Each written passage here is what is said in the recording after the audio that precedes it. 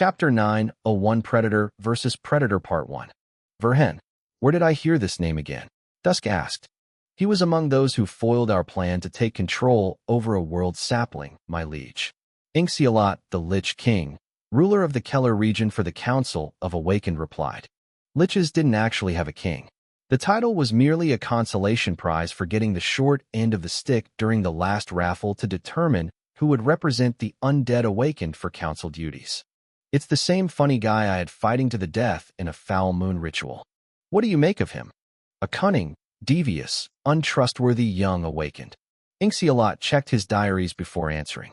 A brilliant man like him would write down unnecessary things so that he could afford to forget them and keep his mind busy only with the important stuff. He will make an excellent lich and a fine addition to our ranks, if he survives the process, of course. Mogur is changing, Inxialat. Our eternal life has made us become accustomed to sitting on our asses for so long that by the time we get up, we have more cobwebs than clothes covering us. We can't afford that anymore. Dusk tapped his skeletal finger on his throne made of Davris. He wasn't so frivolous that he would waste the most powerful enchanted metal on Mogur for a chair. It was simply the shape that his prized equipment assumed during peaceful times. A lonely, downtrodden man has achieved for 16 years what we could only dream about. Balkier kept the entirety of the Griffin Kingdom hostage. He forced the very society that chased him out to change according to his twisted beliefs. Not only did he refuse my little sister Night when she courted him, but he also ended up drawing the Guardian's interest, and now he works for them instead that for us. A necromancer found us, his family, so untrustworthy to side with our enemies. The Black Knight had tried for a long time to bring Balkier in her fold, but had always failed. Just like Solus, cursed objects needed consent to bond with a host. Ilium Balkier knew what Night was and trusted her even less than what he did the kingdom.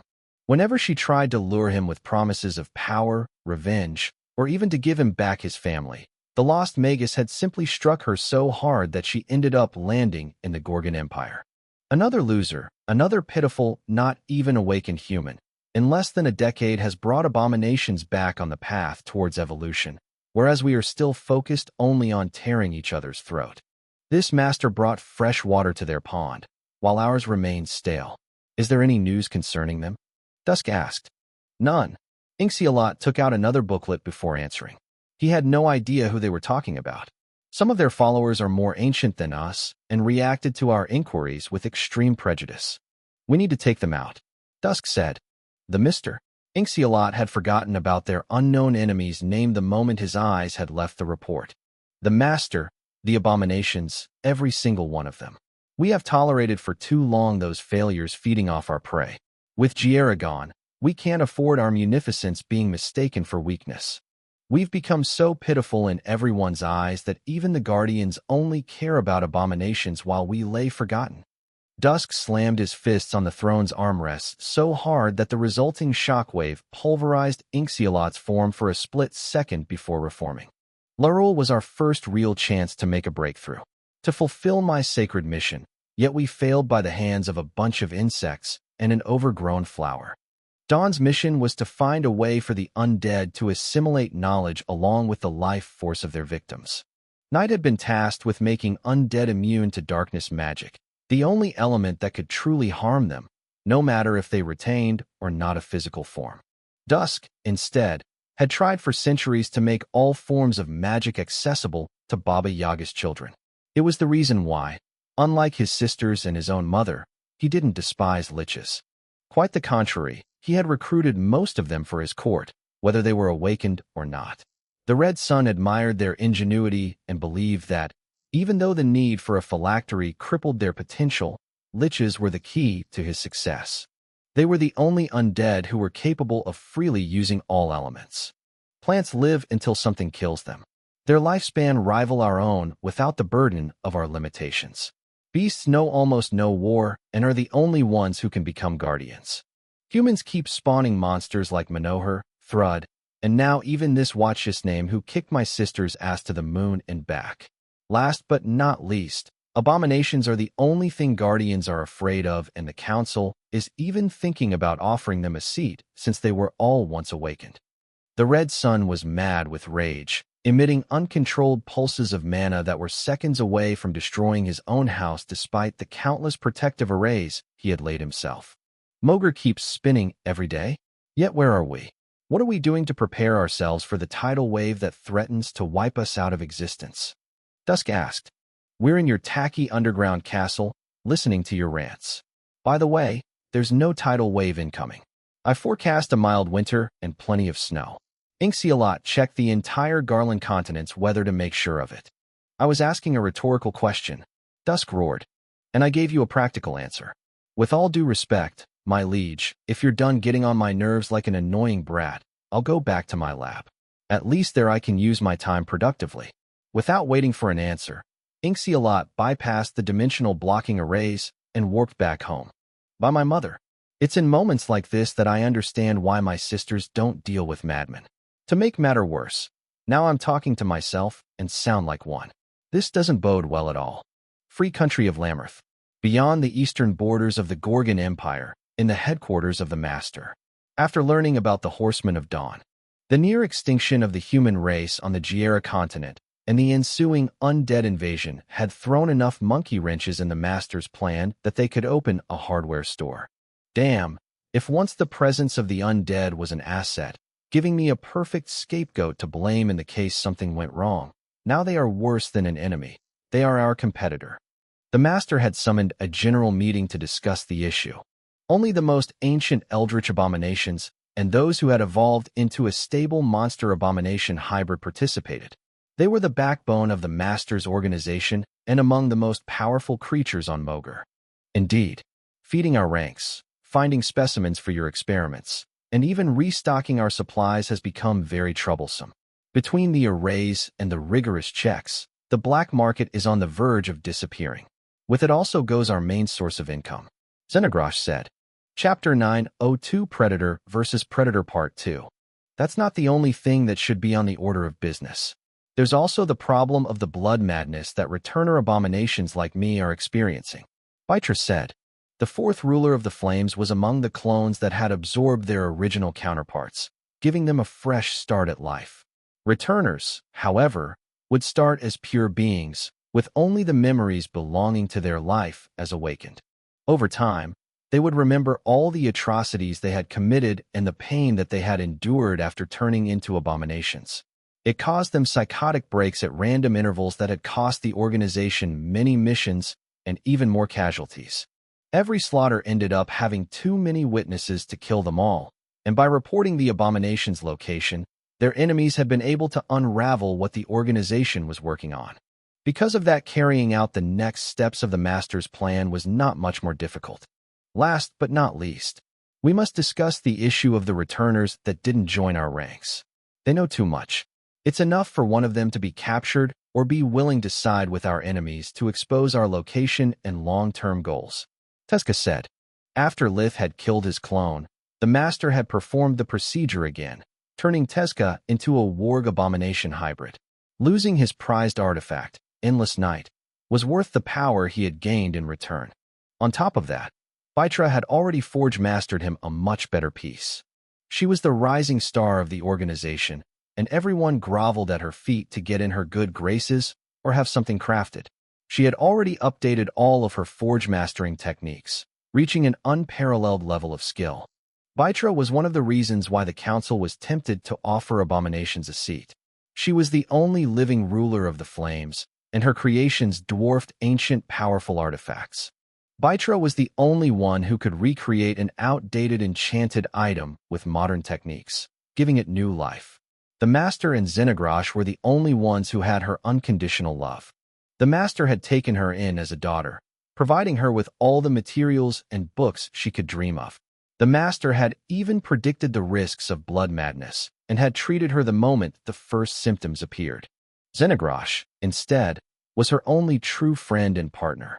Original abominations considered returners as usurpers, while returners deemed originals as heartless monsters.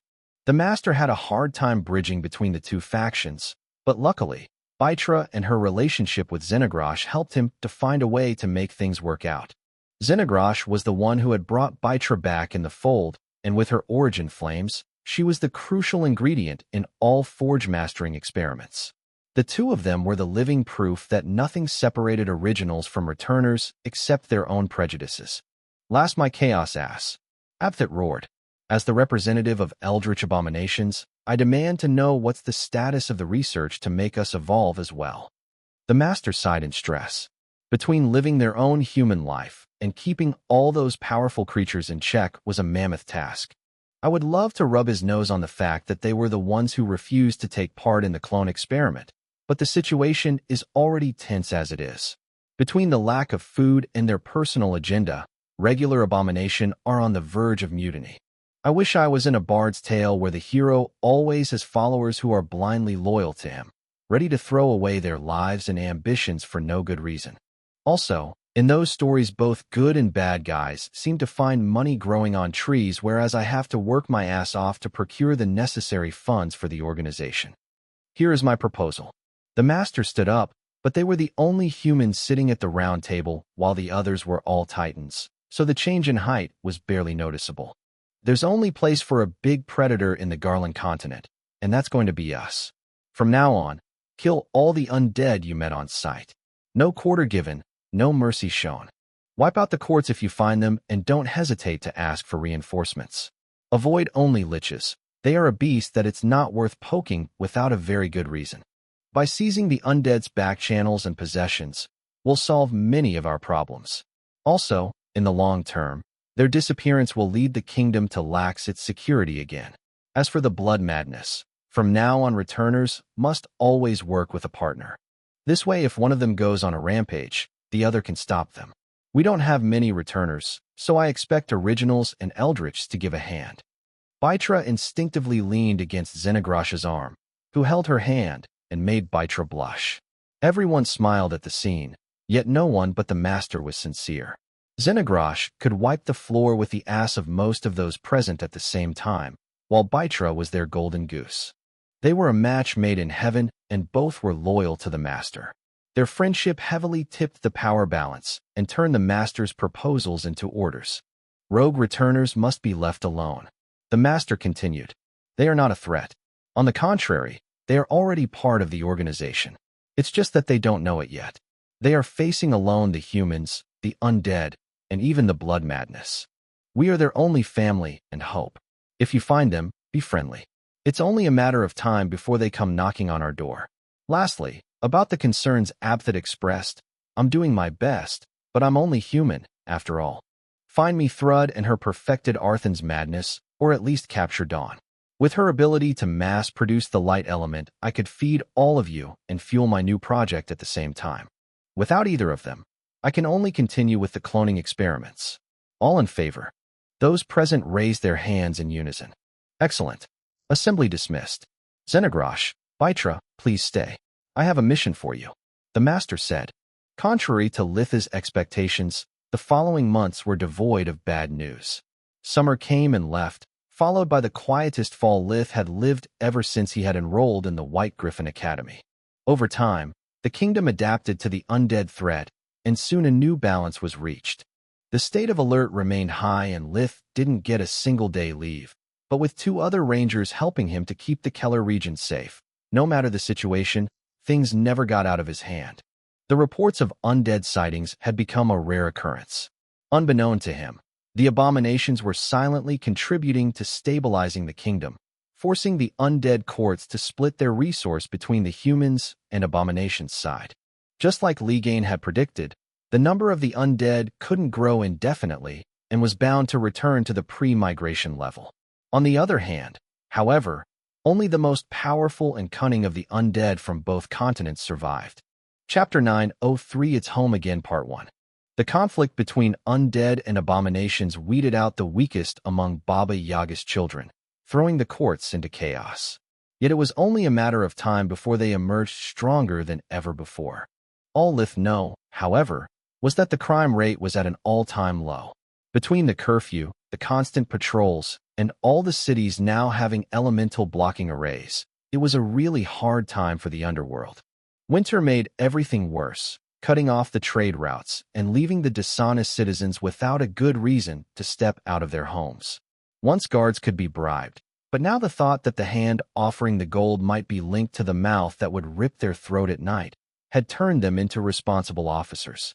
Lith was surprised when Camilla notified him that he had been granted a full month leave that would allow him to spend his birthday home without worries.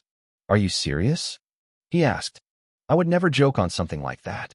The situation has calmed down a lot now. Military officers can apply for honorable discharge, and even though overtime is appreciated, it's not mandatory anymore."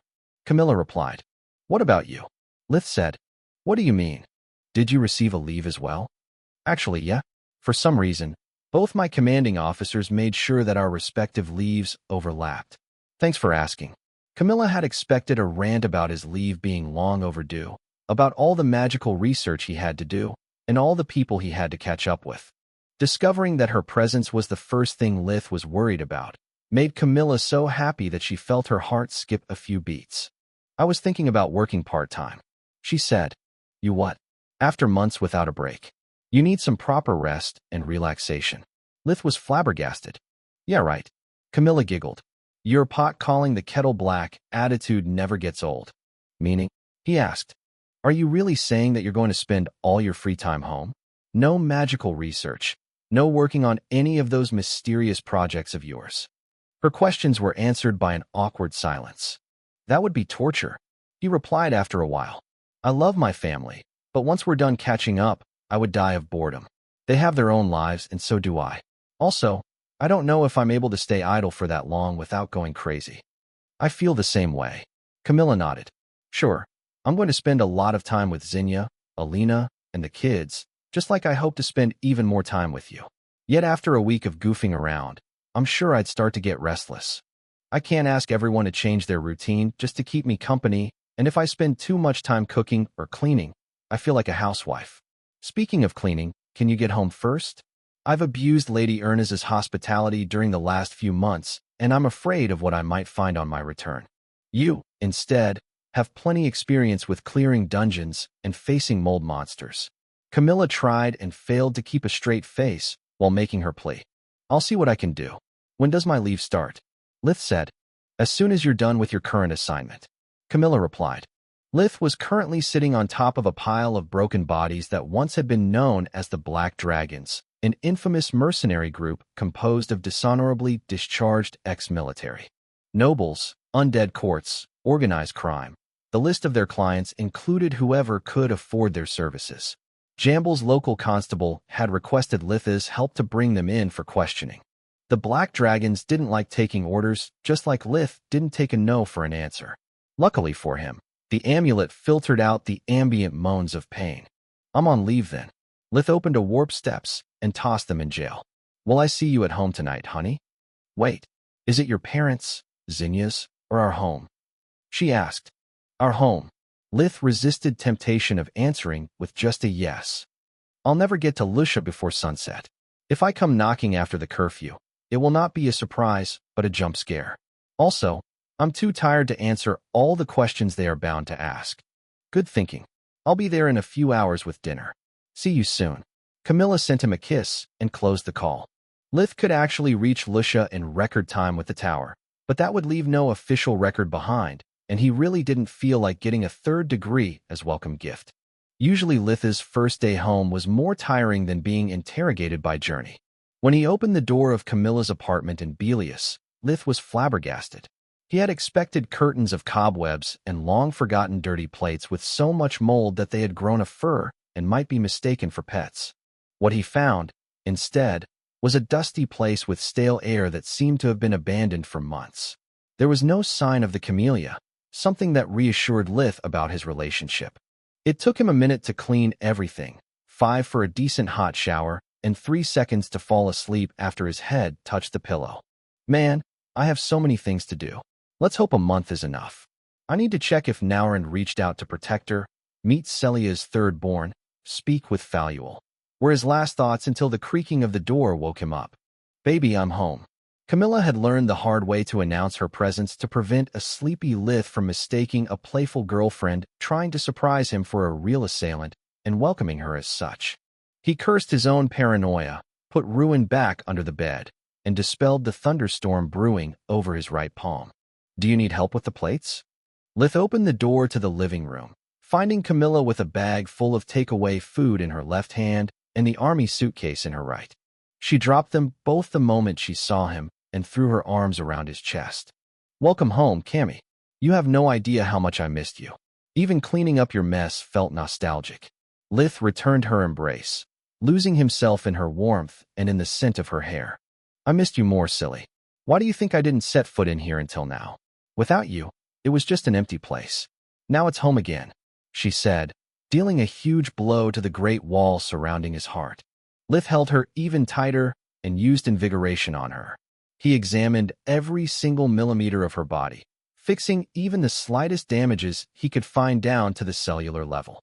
A blue glow enveloped them both while Lith made her health as perfect as her heart was. Camilla felt her body relaxing, as if instead of being back from work, she had just returned from a spa. The tension built up in her muscles during the past few months disappeared, and she sweated like a galloping horse, while a warm feeling spread throughout her body. Chapter 904 It's Home Again Part 2. What are you doing? Camilla asked. She was used to Lith giving her butterflies in the stomach, but the blue will-o'-the-wisps in the living room were new. Also, she had been expecting a warm reunion, not a sweaty one. At least not until they moved to the bedroom. I'm making sure that the perfection of your health matches that of your heart.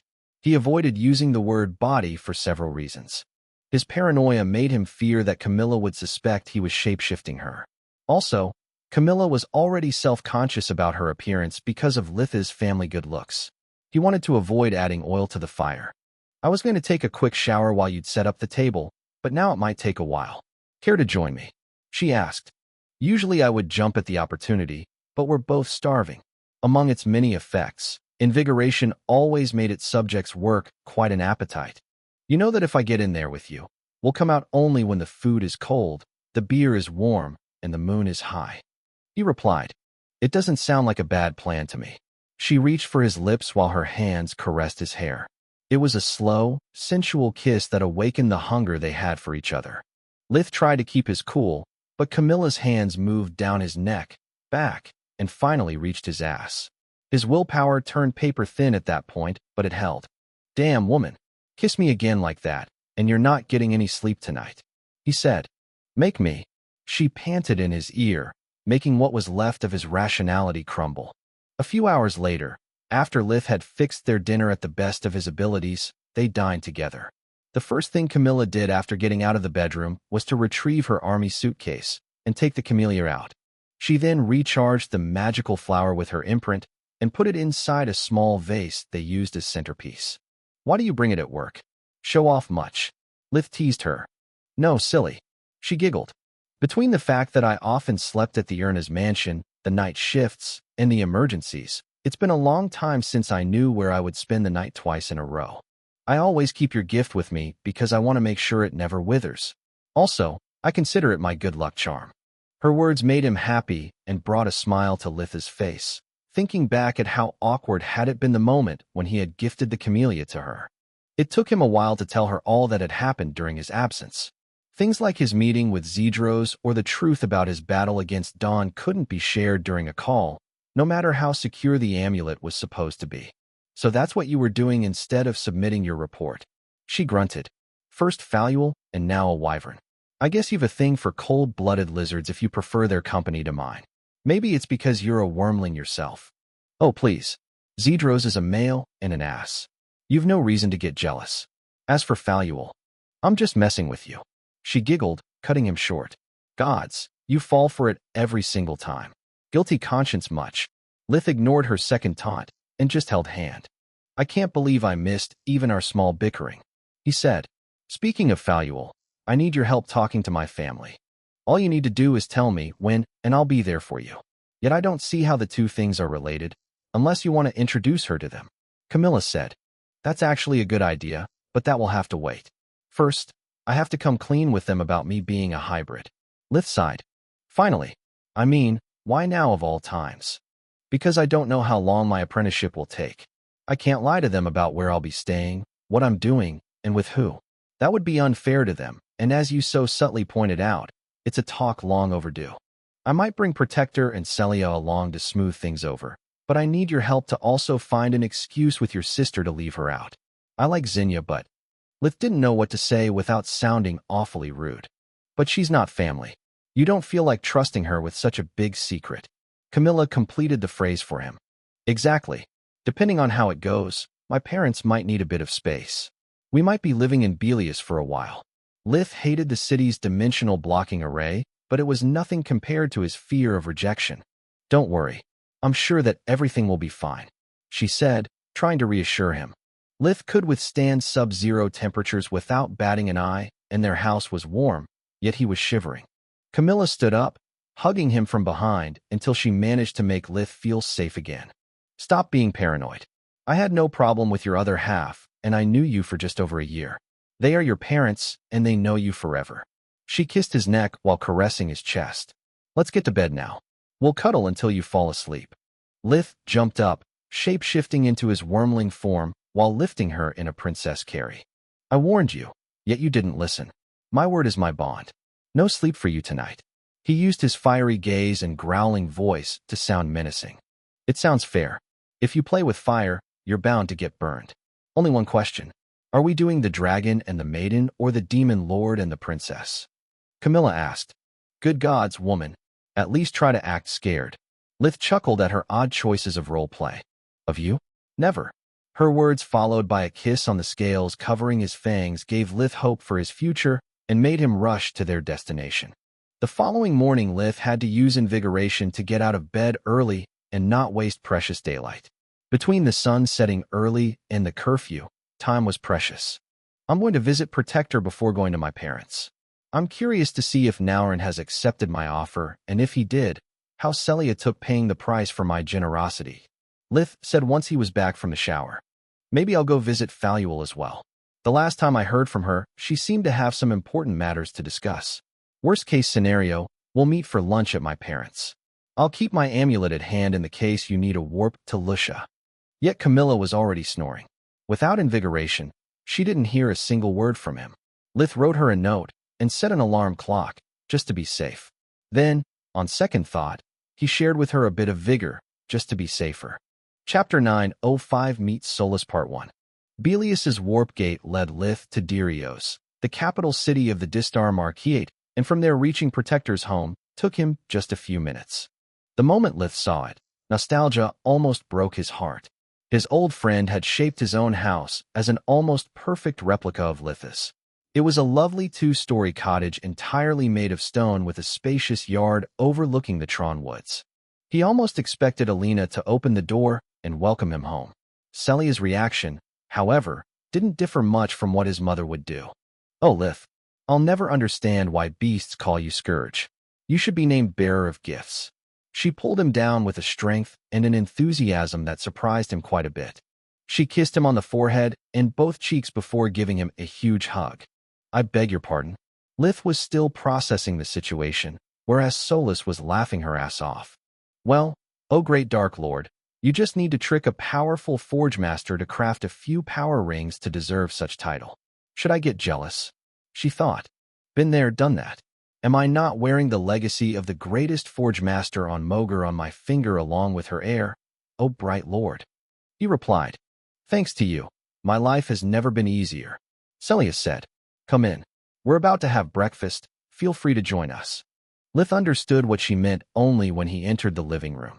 Sitting at the rectangular table there were Ryman, Naurand, Lillian, Laren, and a floating crib made of hard light near Celia's chair.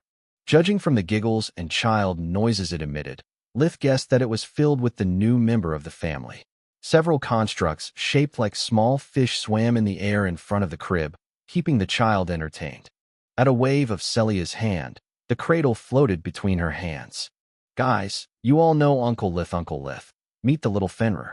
We named her after Faluel because of all the help she gave me with childbirth, and because she offered to be my daughter's scaly godmother. Celia offered him the barely 8 months child with pride. Lith smiled while rocking the baby between his arms, even though to him all newborns were equally ugly and annoying. It seems you did a great job, Celia. She's a healthy child. Lith performed a full checkup out of habit. This time I can't take the full credit. If not for Faluel, things could have gone badly.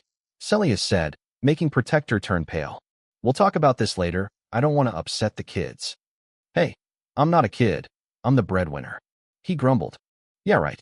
You're a big bad wolf that has no trouble hunting down monsters, yet you faint at the sight of a little blood. She chuckled. It's a completely different matter. I'm a good healer, but you are my wife. I was afraid of losing both. As I said, I don't want to upset the kids. She placed her forefinger on Ryman's lips, hushing him. Lilia and Laren were staring at their father with their little faces full of curiosity. Ryman could see all the questions about Celia's health and where babies come from that were starting to form in their young brains because of him. It's always a pleasure to have you here, Lith. Did you bring new toys for the kids? He said, grateful to the gods for the children's short attention span. Toys, Lilia said, dropping her spoon to run and tug at Lith's pants. Presents. Laren followed her lead like a good little brother. The kids had grown a lot since the last time Lith had seen them. According to Solus, they weren't awakened, yet they were as tall as Lith had been at their age. It was the sign of perfect body development. I wonder if it's because of Protector's genes or Faluel is doing for them what I did for my sisters. Lith pondered. Luckily for Ryman, during his free time, Lith had copied the most popular toys in the Keller region. He had also enchanted them with weak spells to make them safer and funnier. Thanks, Uncle Lith. You're best, the kid said enthusiastically. Not like Uncle Nowrand. He always nags at us. That's because he's never here, whereas I have to clean your mess on a daily basis. Nowrand said, generating several constructs at once. Boxes of light took the toys away from the kids' hands while tendrils forced them back on their chairs. You'll get your new toys only after finishing breakfast. Show some respect for all the hard work your mom put into preparing your meal. He ignored their screams of outrage, making a new spoon appear in their hands. Only then did Lith notice that plates and silverware weren't normal. Until that moment, their dull color had made him fail to notice that they were all constructs. See what I mean? Celia looked at the hybrid with eyes full of gratitude. I'll never thank you enough for sending us such a priceless aid. One day you'll make an excellent house husband, dear Nowrand. You're too kind, Celia. He replied. Back home we used to say that it takes just 2 people to make a child, but a whole village to raise them. In the Fast Arrow household, they didn't use pots, only cauldrons. Ryman ate a lot, and so did the kids, leaving plenty of food for seconds or unexpected guests. Even Litha's appetite was a drop in the sea of their servings. During the meal, they made small talk about the situation in Lustria County. The undead invasion had reached every corner of the kingdom, forcing Count Lark and his heirs to invest a lot of money to set up a local army base. Local constables and militia were powerless against anything but small-time criminals. The county needed the presence of permanent troops just to keep the order and prevent mass hysteria at the slightest sign of undead activity. I must pay Lark a visit. I don't see him in over a year. Lith thought. I doubt there's much we can do, but we should at least offer him our help. He's an old friend, after all. Solus thought. Luckily for everyone, Lucia was one of the safest places in the Distar Marquise. Some even said safer than the capital itself. Between the presence of the Queen's Corps, the kings of the Tron Woods, and Faluel keeping a close watch on Litha's house, anyone looking for trouble would soon fit in an ashtray. Lith told them an abridged and embellished version of his missions in the Keller region, giving Nowrand his due credit to make him look cool in the eyes of the kids. Wait, you two met 3 months ago. Laren had a focused expression while counting the passing of time on his fingers. Yet Uncle Nowrand is here for less than a month. Was this Snack Torch? Snake Tongue, you dummy. Lyria corrected him. What she said, really far away? Or is Uncle Lith much faster than you? It took him less than a day to get here. Laren asked. I didn't come here straight away, Laren. Nowrand replied. The adults already knew his story, and Lith wasn't stupid. He could read between the lines. Chapter 906 Meet Solus Part 2. When I met Lith, I was in a bad place. Nowrand said. Like the corner where Mom grounds us until we reflect on our actions. Lyria asked. Her mind was too young for metaphors, so she took everything literally. Kind of. After we dealt with Dawn, I needed some time to think if I really wanted to join my tribe in their journey. I tried living among humans, but I didn't fit. They treated me like the stranger I was, making me feel even more lonely than ever. Then I tried to live among beasts, but it didn't go much better. Magical beasts felt even more alien to me than humans, while emperor beasts were friendly, but had no time to spare for me. They all treated me like an oddity. It was only when I came here that you made me feel special, like us. Laren shapeshifted his right hand into red fur and claws. Exactly. Naurand raised his left hand and did the same, placing his palm against Laren's. I felt like I belonged. People are mean, Uncle Naurand. Lyria shapeshifted only her arms, making them long enough hug his waist. Mom tells us all the time that we must never listen to mean people. You've finally learned to control yourself. Good job, kids. Litha's hand turned into scales and claws before ruffling Lyria's hair. See, Mom? Uncle Lith is special as well. Why are you the only one that can't change? Laren asked. Because, was her reply. I'll explain it to you when you're older. Now go and play outside with your new toys. Naurand, on it. The Razar snapped his fingers, making all plates, cutlery, and cups reach the trash bin in an orderly fashion before popping out of existence. At the same time, a cage of light overlapped with the fence surrounding the house. See what I mean? Celia's smile went from ear to ear. No more washing nor breaking anything. Also, I can finally let the children go out without supervision. Lilia and Lyria retrieved their new toys the moment breakfast was over. They hugged their parents and uncles before going outside, showing Lith how much their manners had improved. Now that the kids are gone, I want to apologize for what I said and done to you down in those caves. Naurand said with a sigh, his eyes filled with regret. I owe you a great deal for sparing my life and giving me a chance. A chance that, in my ignorance, I squandered.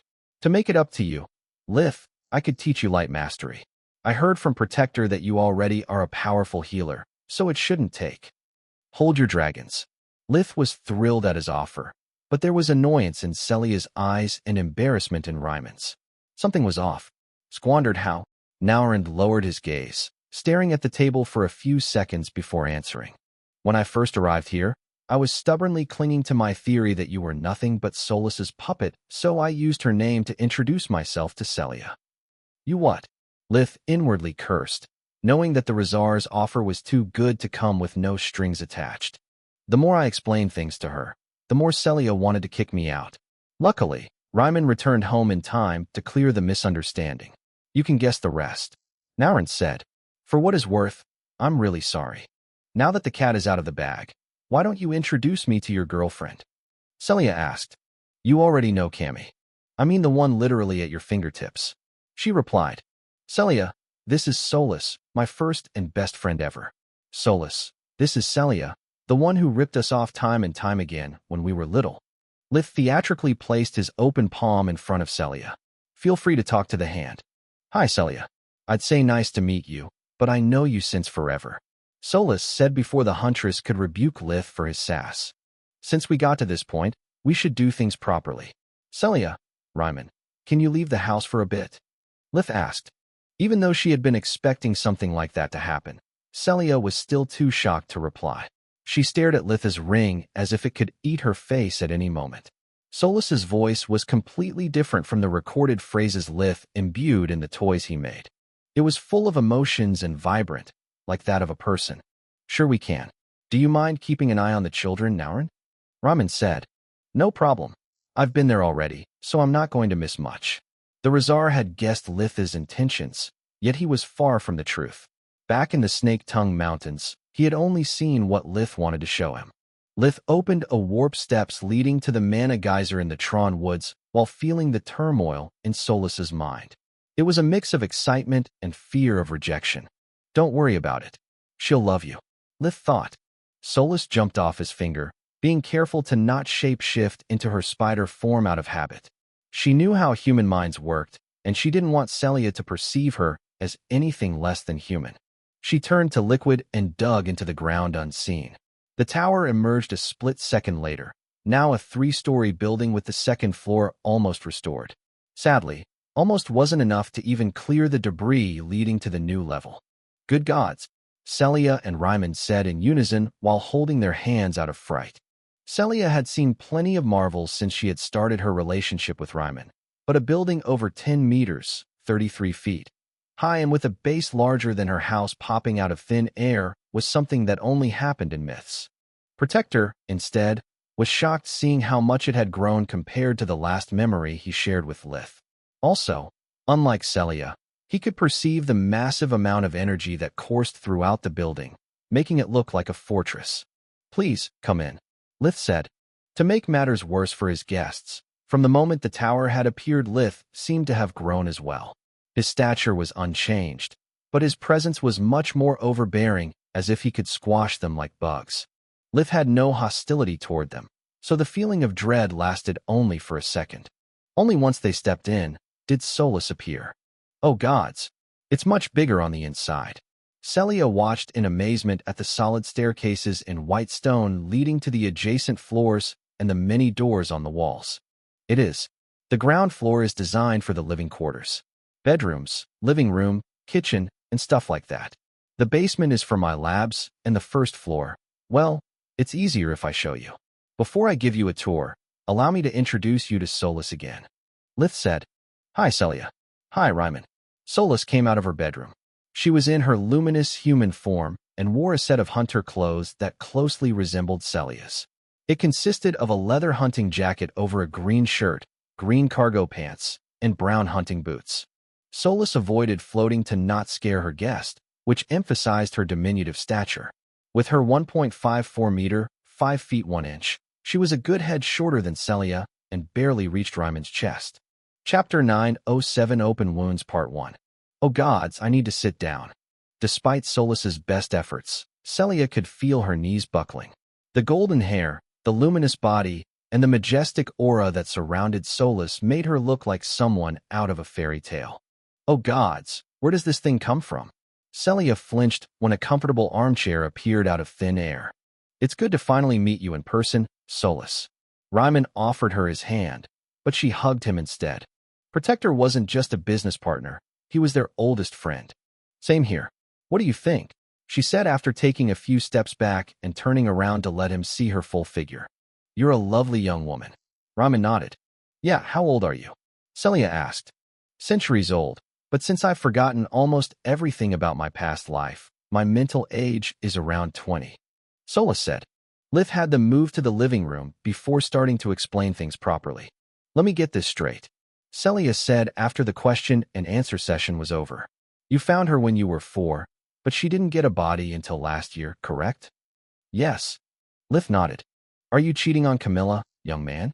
Because I like that girl, and if after everything you went through together you hurt her, awakened or not, I'm going to kick your ass." Celia said. "I've never cheated on anyone in my life." Lith was outraged by her accusation. "Solus and I work and live together, but we have separate rooms.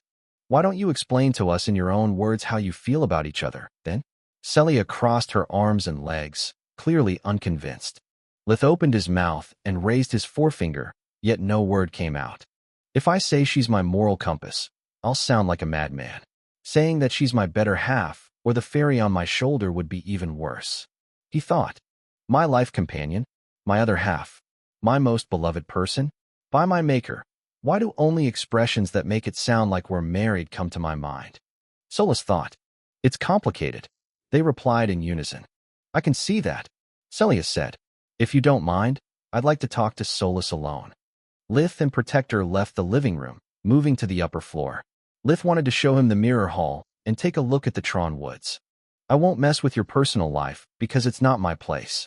Yet from what I understand, your only friends are Nika, Tista, Ryman, and Kala, correct?" Celia asked, receiving a nod in reply.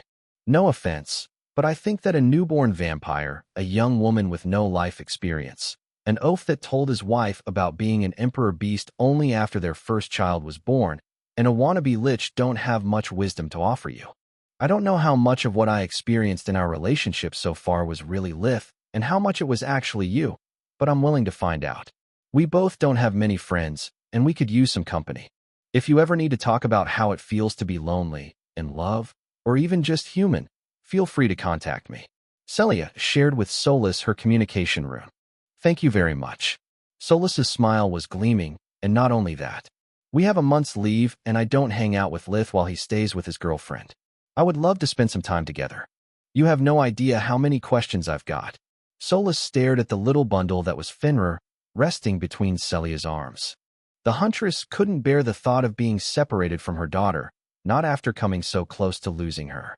Celia could entrust Lilia and Laren to Naurend, but not Fenrir. It was the same feeling that Alina still had for Lith after all those years. "Do you want to hold her?" Celia asked, noticing Solus's gaze. "Yes, but actually no. I'm stronger than I look and quite clumsy." Solus replied. "Don't worry. Babies are stronger than they look, too. Especially hybrids." Celia stood up and slowly moved around the table, passing the child to Solus, who froze in panic. She treated the sleeping baby as if it was a ticking bomb wrapped around a priceless piece of art. "Oh gods, she's so small and beautiful," Solus said once she recovered from the shock. "I can't believe Lith considers all children ugly and never hesitates to kill them." "Lith what?" Celia instinctively moved her hand to the knife hidden inside her boot. "Oh, sorry. It's not like you think. We rarely kill human younglings. Most of the time it's just monsters, undead, or abominations." Solus tried to fix her blunder, only making things worse. "Sister, you have problems, but we'll talk about this another moment. I better get back home. It's late." Celia retrieved the baby, making Solus worry she had managed to make and lose a friend in less than one day. Then, she looked at the sun coming from one of the windows, and she realized they had lost track of time. "We're going to be late for lunch," Solus blurted out. "Yeah, and I've yet got to prepare ours. Naurend is a great babysitter, but a terrible cook. He's forbidden to use the stove except for warming non-explosive liquids." Celia's remark made Solus really curious, but there was no time for questions. Solus used the warp mirror to return the fast arrows home, and then Lith flew home as fast as he could. Fuck Naurend and his big mouth. I was supposed to check on Celia, talk with Faluel, and then spend the morning with Mom. He thought. "Well, I'm happy that you introduced me to Celia. Now I have a place to stay while you speak with Faluel. It didn't happen as you planned it, but I think it could have been much worse." "Did you ask Protector for help?" Solus asked. "Yeah, he agreed to provide support for when I tell my family that I'm a hybrid and an awakened. All I need is to set a date. I was thinking about my birthday." "Are you serious?" Solus was flabbergasted by the news. "Yes, it's time to come clean about a few things. I don't need to hide in the shadows anymore, neither from them nor Camilla." Lith thought. "Do you think I should invite Faluel as well? She has a weak spot for kids, so knowing my little ones could make her reinforce her protection. Also, knowing her could smooth the transition for my family. Two birds with one stone." "I don't know. Your trump card is Celia and her kids. They know her quite well, and she can provide them with all the support your parents might need. I'm afraid that crowding them with powerful creatures might backfire and scare them instead," Solus said. Point taken. Lith flew at breakneck speed, yet arrived home only 1 hour before noon. Just like Camilla, Lith had learned to announce his presence to avoid being accidentally shot down because someone mistook him for an enemy. He slowed down the moment his house was in sight and landed far away enough for people to recognize him. The farmhands were well trained, and most of them had their alarm whistle pressed against the lips to signal their masters the necessity to activate the numerous arrays that Lith had placed around the house. Chapter 908 Open Wounds Part 2. Lith's paranoia was like a disease, spreading and infecting all those who worked for or with him. Even the member of the Queen's Corps were seconds away from blasting him down with their wands. "Hi, Mom. I'm home." He opened his arms for a hug while crossing the threshold. "Lith, what a wonderful surprise. I wasn't expecting you at all." Alina dropped the quill she was checking the farm's accounts with and ran to welcome him. She was a graceful woman in her late 30s, but thanks to Lith's treatments, she didn't look a day past 30. She was well endowed in all the right places, with a fit body honed through hard work. Alina's shoulder-length hair was of beautiful light brown color, with shades of red highlighted throughout. The sunlight coming from the windows made her hair look like there were flames dancing within. She looked carefully at Lith, checking his clothes for holes, his hands for injuries, and then his face for any sign of malnutrition or weight loss. "Mom, I'm an adult and the #1 ranked ranger in the entire Griffin Kingdom. I can take care of myself," Lith said. He still had his arms opened, making him feel like he was getting a body inspection rather than a welcome. "All the magic in the entirety of Magur can't change the fact that I'm your mother and you're my son. It's my right and duty to worry about you." "But Mom, no matter how much time passed, Alina always made him feel like when he was still a child, and she checked his clothes during winter to make sure he wouldn't catch a cold. Shut up and give your old mom a hug. With her 1.65 meters, 5 feet 5 inches, of height, Alina was small compared to Lith, yet her arms were the safest place in the world to him. Never say that, Mom. You're not old. Lith rested his head on her shoulder. I'm not getting any younger for sure. Yet neither you nor Tista have given me a grandchild. Alina wanted to sound stern, but she was seconds away from bursting into tears. She hadn't seen her son for months, and the only thing that had allowed her to keep her sanity for so long was constantly checking Litha's contact rune on her own communication amulet. As long as the little piece of gibberish was there, Alina had the proof that wherever he was, her son was still alive. With all the horrible news that she received from Journey and Tista about what was happening in the kingdom, Alina never dared to call Lith when his rune was available, afraid of bothering him or endanger his life. You can't keep Camilla waiting forever, you know? May the gods bless that woman. We've been so scared during the last year, always afraid you had been captured or disappeared somewhere. She's been our rock. Without her, your father and I would have died of fright. Lith wanted to rebuke his mother for ruining their reunion with her nagging, but her sniffling and quivering between his arms made him feel in full the weight of his actions. I'm sorry for making you worry, Mom. I should have called more often, he said. Don't worry. It's all in the past now. Despite her words, Alina refused to let him go. How long will you stay this time? The whole month. Litha's reply made her flinch. Really? Alina pushed him away just enough to hold his face between her hands and look him in the eyes. Really? A full month? Yep. Really? Mom, not again. Do you need to hear it from my commanding officer to believe it? You can ask Camilla as well if you want. She'll join us for lunch. Lith was annoyed, but mostly with himself. Alina's reaction spoke volumes of how little time he devoted her. Camilla is coming here? Now. Alina's touch turned into a grip, squeezing Litha's cheeks. She got a month's leave as well. We have plenty of time to catch up and... Why didn't you tell me sooner? I have nothing ready, and I have yet to invite Zinnia. Oh gods. I'll never make it in time. Between her trembling and her obsessive staring at the clock, she reminded Lith of the white rabbit. Don't worry, Mom. It's just lunch. Also, what's the delicious smell that comes from the stove? Lith tried to calm her down. How can you call it just lunch? It's our first meal together, so it's very important. The gruel for you, father, and I is not proper food, you fool. Alina took the pot off the stove and stored it inside her dimensional item. Then, she moved to the pantry and selected the best ingredients for the best meal she could prepare with what time she had left. I can help you, Mom. It will be like the old times when we cooked together for the whole family. Lith had eaten many things during his early life just to quell his hunger, but nothing that Alina had ever fed him with could be labeled as gruel. Back before he started to hunt, their house was poor and they didn't have much to eat. Their meals lacked quality and quantity, but hunger and all the care Alina put into her cooking had made them delicious. Nonsense. You're tired and need to rest. Take a seat. We'll talk while I cook. Alina fixed her hair in a ponytail with a hair clip after wearing an apron. Do you really think that cooking can be tiring for me? You know I'm going to use magic. In this case, I'll take up your offer. She hugged him again. A little tear streamed down her cheek while the memories of all the time she had spent in the kitchen with her son flashed in front of her eyes. When Alina let him go, Lith found himself wearing an apron and his mother took more food out of the pantry. How the heck did you do that? And what is all that stuff? Lith tried to take the apron off, but the knot was too tight. Secret of the trade. As for lunch, with your help we can aim a lot higher. Cut and peel these vegetables, please. I'll season the meat and prepare the stuffing. Alina said. Suddenly Lith wasn't so sure that making his mom a surprise had been a good idea. He spent the following hour talking only to receive and give instructions while they prepared the equivalent of a Thanksgiving meal. Why don't you hire a housemaid for this kind of stuff? Lith asked once they were done with the preparations, and the only thing left to do was waiting. Do you mean cooking? Alina clicked her tongue. Now that you and your sisters are all grown up and moved out, I only have to take care of Aaron and your father. I may be older, but cooking for 3 is nothing compared to do it for 7. Alina found herself unable to continue.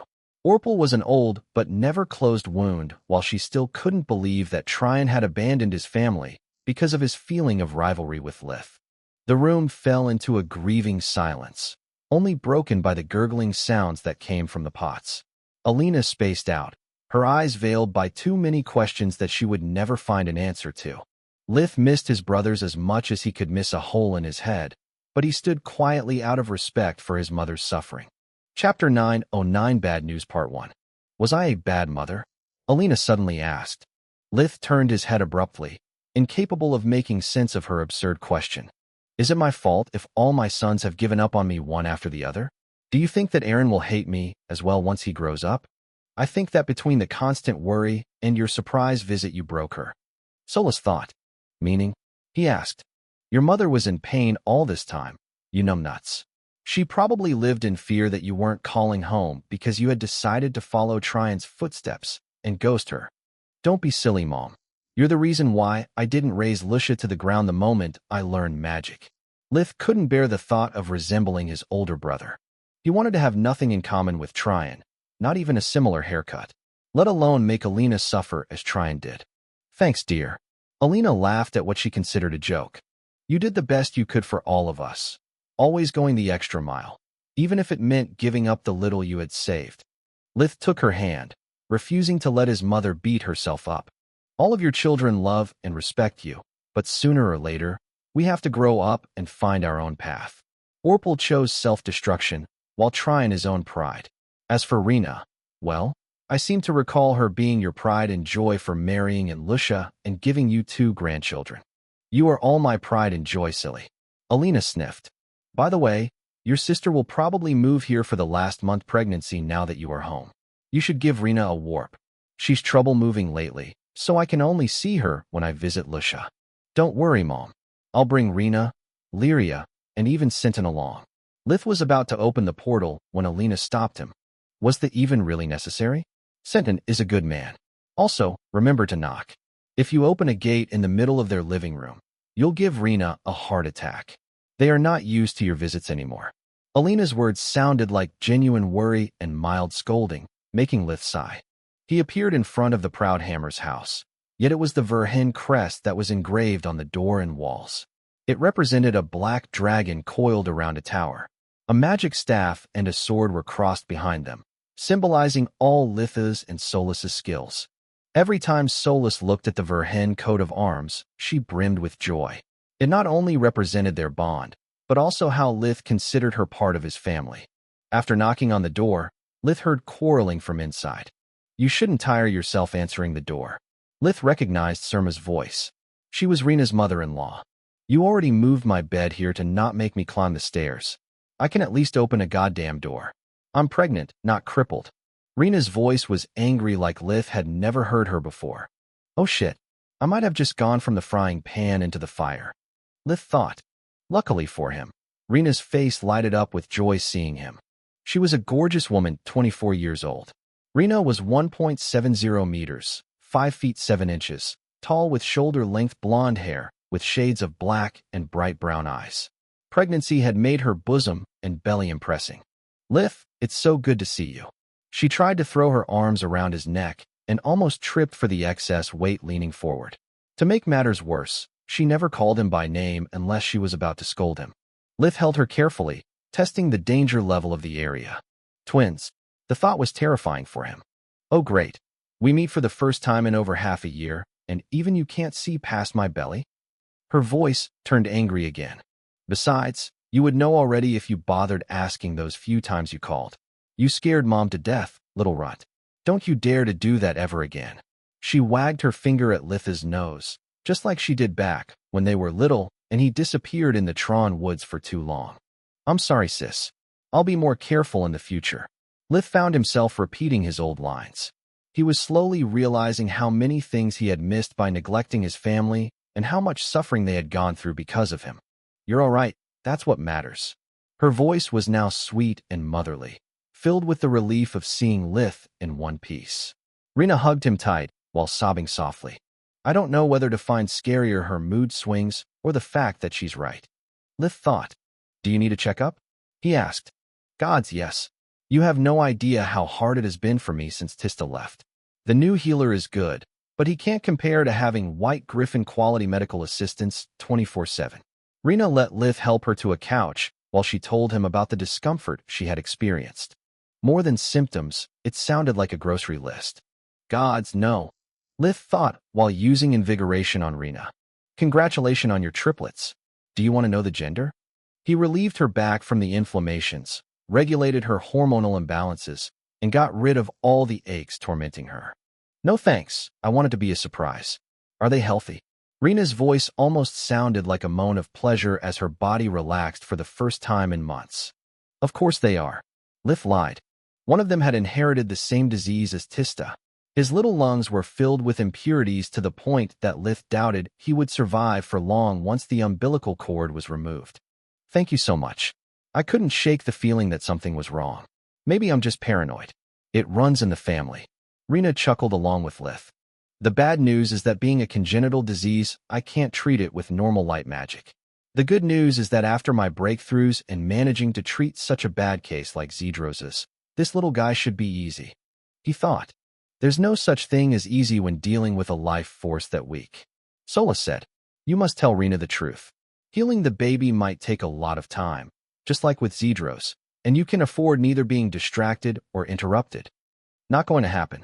In her state, stress could send her into labor, and then I'd be putting 4 lives at stake instead of 1. I'm going to tell her only once she and the babies are safe. And I'll do it only because she needs to be aware of being the carrier of the disease. Otherwise, the next time we might not be so lucky. Lith shuddered at the thought. Rena was overjoyed at the idea of returning to her ancestral home with her beloved brother and personal healer. The mention of the big meal waiting for her sweetened the deal, since all those emotions had made Rena work quite an appetite. Truth to be told, those days almost anything did. Eating for 4 was a tough job, but someone had to do it. Chapter 9-10 Bad News Part 2. Her daughter, Lyria, was delighted to have her favorite uncle back. Lith would have been highly complimented for such words if it weren't for the fact that he was the only uncle she had. From what she had heard about them, Lyria imagined Tryon and Orpal with monstrous features, whereas she considered Aaron like a little brother. She was the one taking care of him, not the other way around. Are you all right, uncle?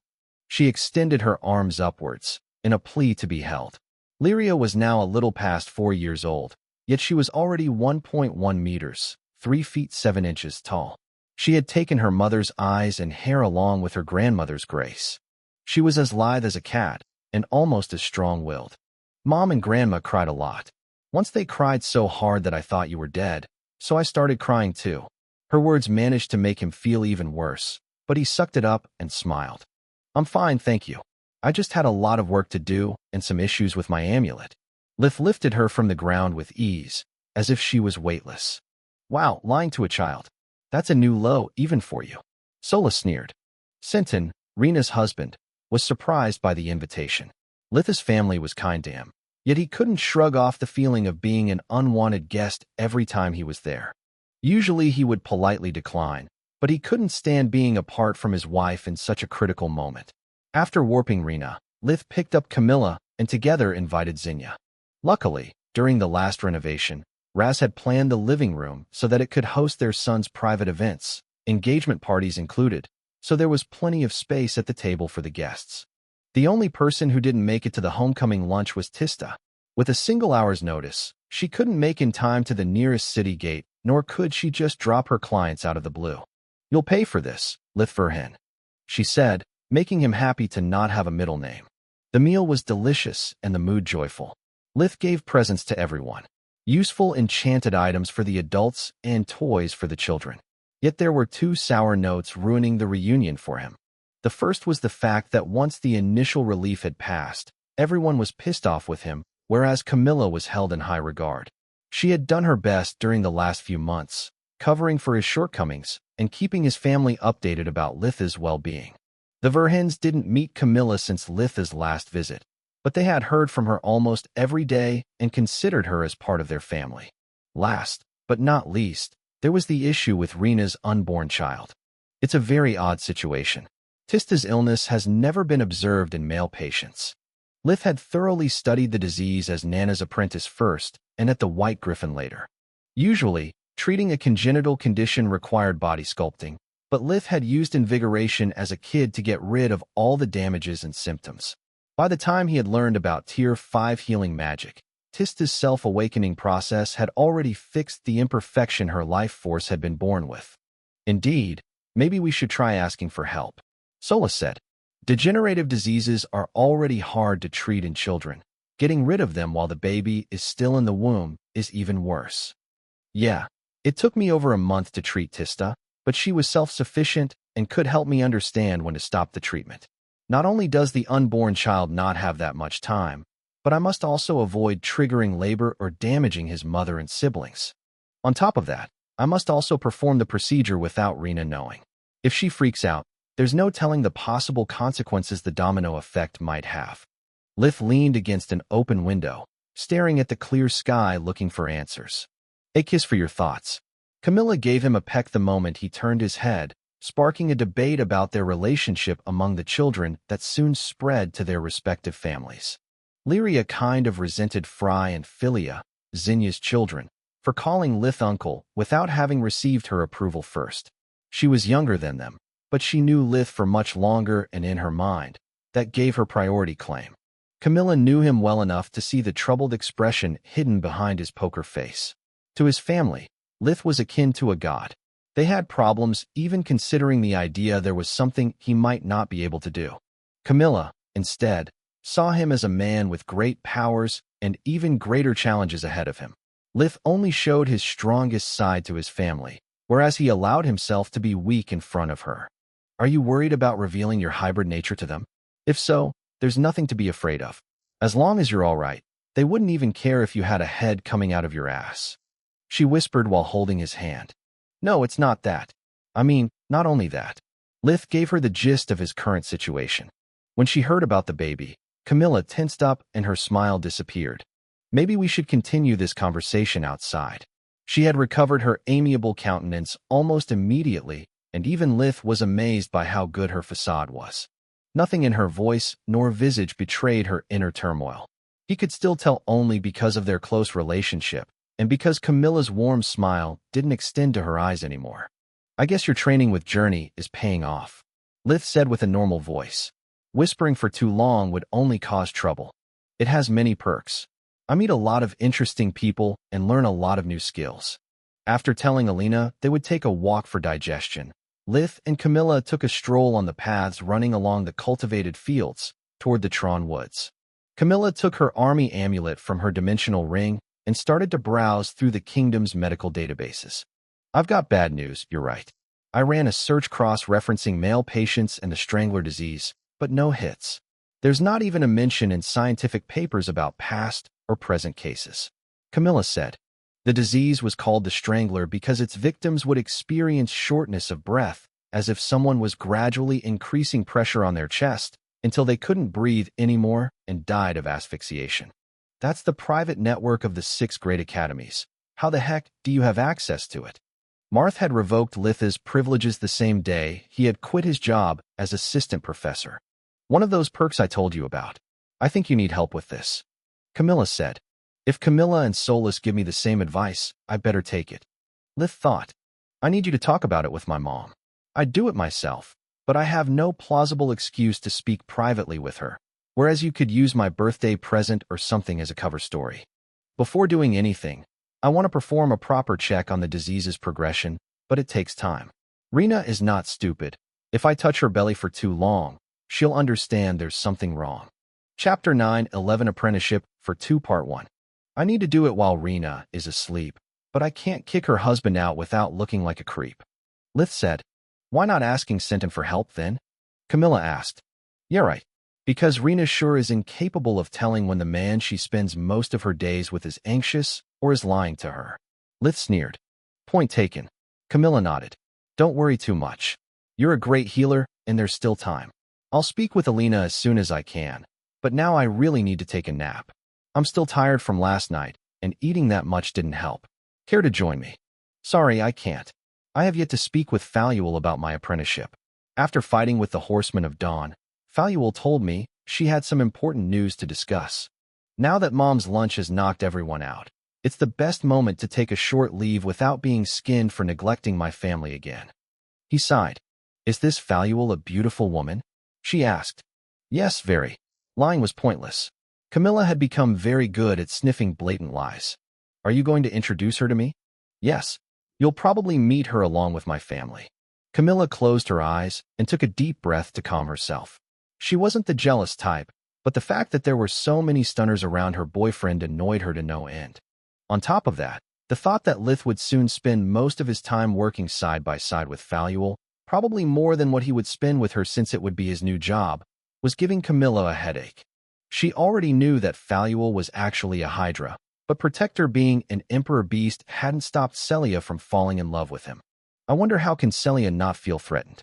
I mean, we're not mages, we do not shape-shift, and we have no idea how does it feel watching it mogre through the eyes of our partners, whereas Faluel does. We're so close and yet so different that it scares me. I guess the only thing I can do is believing in the bond of trust between us. She thought. Are you really sure about leaving the army, then? Camilla asked. Yes, my decision is final. Can I report it to my commanding officers, or do you want to do it yourself? I'm fine with both, as long as we do it after our leave ends. Lith shrugged. I'm not going to kick a hornet nest during my first vacation in months, silly, she said with a chuckle. They returned to Lith's home and discovered that half the family was already asleep and the other half was about to. Between the food and the wine to celebrate the prodigal son's return, they could barely keep their eyes open. Rena had no wine, but she was too exhausted just from all the emotion to even take a single step, so she took Tista's room on the ground floor. You have no idea how good it feels to have some privacy again, little brother. Damn the stairs and their inventor, she said while Lith helped her reaching the bed and tucked her in. What's this? Rena felt a sudden discomfort under her back. She discovered it was caused by a piece of paper wrapped around a stone small enough to stay hidden under the sheets, but big enough to be impossible to miss while lying down on the bed. To whoever found this note, Rena read out loud. This is my room, so no matter what reason has brought you to mess with my stuff, I expect you to treat it with the same respect you would use for me. If you have sex on my bed, have the decency to replace the mattress, burn the old one, and for the love of the gods, never let me know about it. With love, Tista. P.S. Lith, if it's you, you're a dead man. Rena, keep Sinton away from the last drawer of my dresser, or you'll become a widow. Mom and Dad. I can't read the rest. It's like she had a seizure or something and tried to put it into words. Rena said, well, you try imagining our parents having sex on your own bed. Lith had to fight the nausea and horror that just saying those words inspired. You monster. Now I can never unimagine that. Rena shuddered. By the way, what's in Tista's last drawer? Beats me. All I can tell you is that there's an array protecting it. Lith noticed that Tista had taken precautions so that even Life Vision couldn't reveal the drawer's content. Bummer. I can't go through it by accident. Rena laughed. After giving a hug and kiss goodbye to his mother and sister, Lith went to Faluel's lair. Before that, however, he left Solus at a safe distance. Meeting Naurin had confirmed to him that Living Legacies had a bad name. He had too much on his plate already to waste time convincing his mentor that Solus was different from other cursed objects as much as he was from regular awakened. I wasn't expecting you so soon. One of the Hydra's 7 heads yawned, making the gold coin stuck between her scales fall to the ground in the most expensive rain ever. Lesser dragons liked to hoard treasures and use them as their bed as much as real dragons did. Faluel's bunk was comprised only of gold and platinum coins that were covering most of her massive body, leaving only the nostrils of the 6 sleeping heads exposed. Visiting me on your very first day of leave shows quite the dedication. Another massive yawn exposed a row of deadly teeth and her snake tongue. Each one of her fangs was bigger than Lith. Sorry about that. I don't deal well with the cold. Scratch that. I hate winter. Faluel made a hot spring appear, drowning her body and tail in search of relief. One of the reasons why I envy you Origin Flames users is that they always keep you warm. The last time I called, you told me we needed to talk. Here I am. Lith wasn't interested in rants. Faluel had mentioned the council amulet not being safe and had avoided even mentioning the topics she wanted to discuss. It was enough to keep him on edge. Relax, it's nothing dramatic. Otherwise I would have come to you myself. Also, even though I'm a huge fan of informal speech, I would like a bit more respect in your tone when you address your mentor, young man. She snorted. I'm sorry, Professor Faluel. I'm in a bit of a hurry because even when I'm on vacation, bad stuff keeps happening. Whatever is going to happen, I need to be prepared. Lith said, Professor? That's new. Faluel chuckled, tilting her head with curiosity. It's the best term to define our relationship if you're going to be my mentor. I have no master because I serve no one. Lith said. His reply made the Hydra laugh harder, causing the coins that covered her body to jingle. Professor will do. Now, before we start our friendly talk, why don't you have your partner join us? I don't like beating around the bush, and I think it's better if Solus can freely ask questions rather than rely solely on your wits. Faluel said. Chapter 9:12 Apprenticeship for 2 Part 2. Lith couldn't hide his shock as a mass of emerald flames appeared in his hand and was soon replaced by ruin. How do you know about Solus? He asked, eyeing the quickest way out of her lair while weaving his best spells. Stop eyeing the quickest way out, and I'll tell you. All 7 of Faluel's heads laughed in unison, causing the lair to tremble and a cascade of precious coins to fall. Lith's host looked jovial, but he didn't feel much reassured. Defeating Faluel would have been a Herculean task if they fought on neutral ground, but inside her house, she was likely to be nigh invincible. Did you really think I would take you in without running a background check? When Protector mentioned you for the first time, long before you two reconciled in Xantia, I was intrigued at the idea of a man who had cracked his own life force to save an Emperor Beast. I knew where the fight against Balkier took place, so I contacted Scarlet for information. The Lord of the Forest surrounding the White Griffin told me all about how you two met and your foolish attempt to repair a cracked mana core. She was pretty explicit about not having full trust in you because of your hybrid smell and of your connection to a cursed object. Yet she vouched for you, and so did Protector and Kala. Faluel said, Did they really speak on my behalf? The only way that day could become crazier was Faluel confessing to being Lith's real mother, if not his father. Yes, Scarlet warned me to keep an eye on you rather than on your harmless living legacy. Protector never mentioned Solus, yet I knew from the memories he shared with you that he was well aware of her existence. He lied to his master in order to protect a friend, which only made you more intriguing in my eyes. As for Kala, she vouched for both of you, inviting me to keep my mind open before rushing to judgment. Faluel said. Lith cursed himself for forgetting about Scarlet the Scorpicore. She had discovered Solus's existence back when he was still at the White Griffin and had explained to him what a cursed object was. Are you saying that you will mentor both of us? Lith asked. Of course. Solus would access my teachings via your memories anyway, so why should I make a half-baked job when I can put both halves to the test? I warned you in the past that I don't look for loyalty, but for wisdom. If either of you is found wanting, I will kick you out. Faluel said. One last question. Who else knows in the Beast Council? No one, because it's none of their business. My the apprentices, my the responsibility. Now summon her, so we can get down to business. 6 heads went back to sleep, leaving only one waiting. Lith opened a warp steps, inviting Solus to cross over while updating her about his conversation with Faluel through their mind link. By the Great Mother, what is that? Faluel's surprise at the pebble turning into a gauntlet was as genuine as it was nonsensical to Lith. Solus. Who else? Lith asked. Nice to meet you.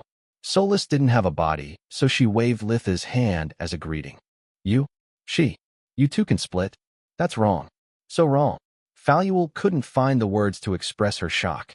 Her 7 heads babbling while looking at each other in the eyes made her look comically confused. What do you mean, wrong?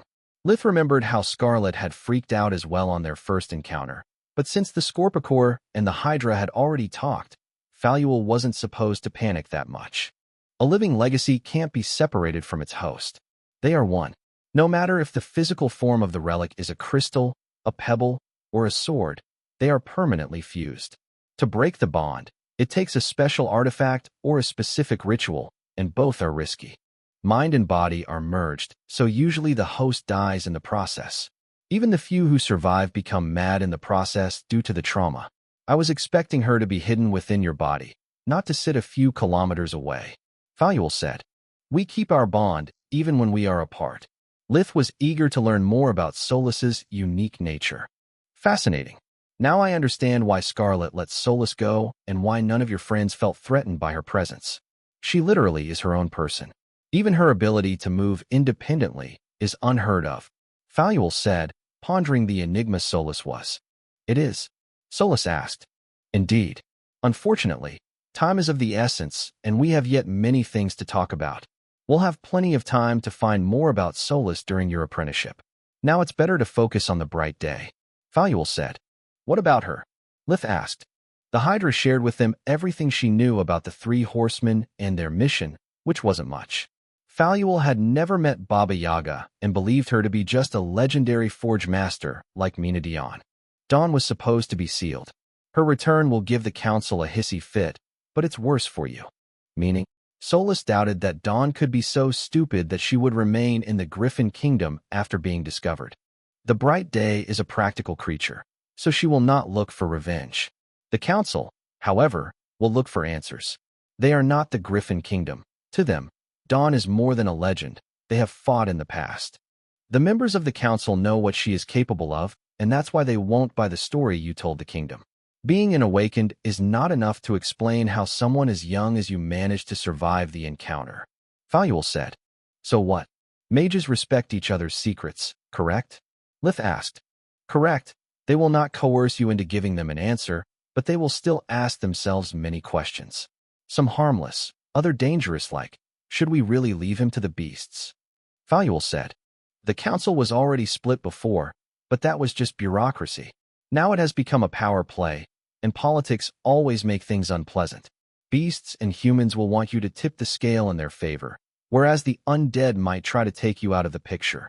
I understand the beasts and humans' point of view, but doesn't the faction I belong to only depend on my choice?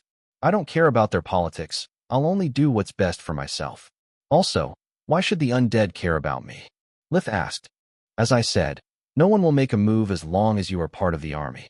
There are forces in play that even the council cannot afford to defy. Faluel said. Do you mean Tyrus? Solus asked. The Guardian plays a game of her own, which makes her dangerous, but the kingdom is even worse. No faction can make an enemy out of one of the three great countries without losing access to their resources and lose all the possessions located on their grounds. Awakened do not live off air, and to make money you need to be able to commerce in lands and goods. If anything happens to you, a random fall guy wouldn't be enough to quell the people's anger. You're more than the kingdom's poster boy, you've become their hero. Faluel said. Chapter 9:13 Planning Ahead Part 1. If the army starts to dig, they won't stop until they find the culprit. That's why most awakened don't deal with crime. If they get exposed, they would lose centuries of accumulated resources. Faluel said.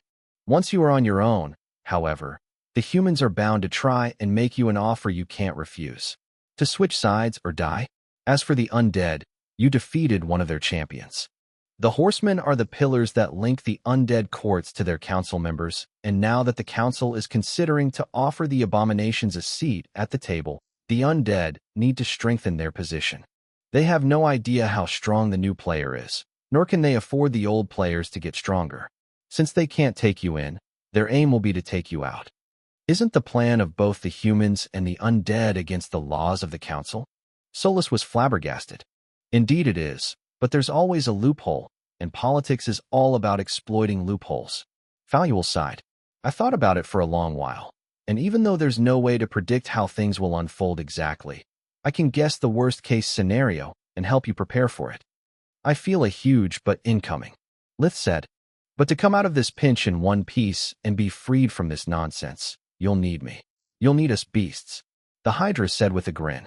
As I told you when we first met, I'm not going to lie to you. All I offer is the truth and a choice. The rest is up to you. Let's hear it. Lith conjured a stone armchair and sat down. There was a lot to discuss, and that's how I think we should play it out. Faluel ate a whole roasted cow from a bowl bigger than Lith's house that was filled with several salty snacks. I agree with your plan, Lith said after consulting with Solus for a while. There was too much at stake, and they couldn't stand against three factions of the council alone. Not yet. It's a wise move, as long as you're willing to pay the price for it. The Hydra nodded. It's not just a matter of completing your apprenticeship, so much as being truly recognized as one of us.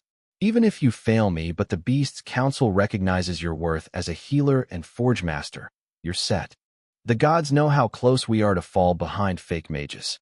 Talented people are now too precious a resource to let them go squandered, but that's also the reason why the only thing worse than a good mage's death is them joining the competition. I understand. Lith stood up and moved toward the exit. The few months left of his military service were going to be busy, so he wanted to enjoy his leave to its fullest. One last thing. If you don't want the council to find out about Solus, a cloaking ring isn't enough.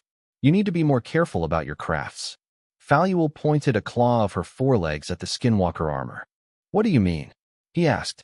Do you know why, even though hydras are considered the least among the lesser dragons, I hold the same seat in the council as Zedros the Wyvern, who is considered to be the closest being to a true dragon? Faluel said.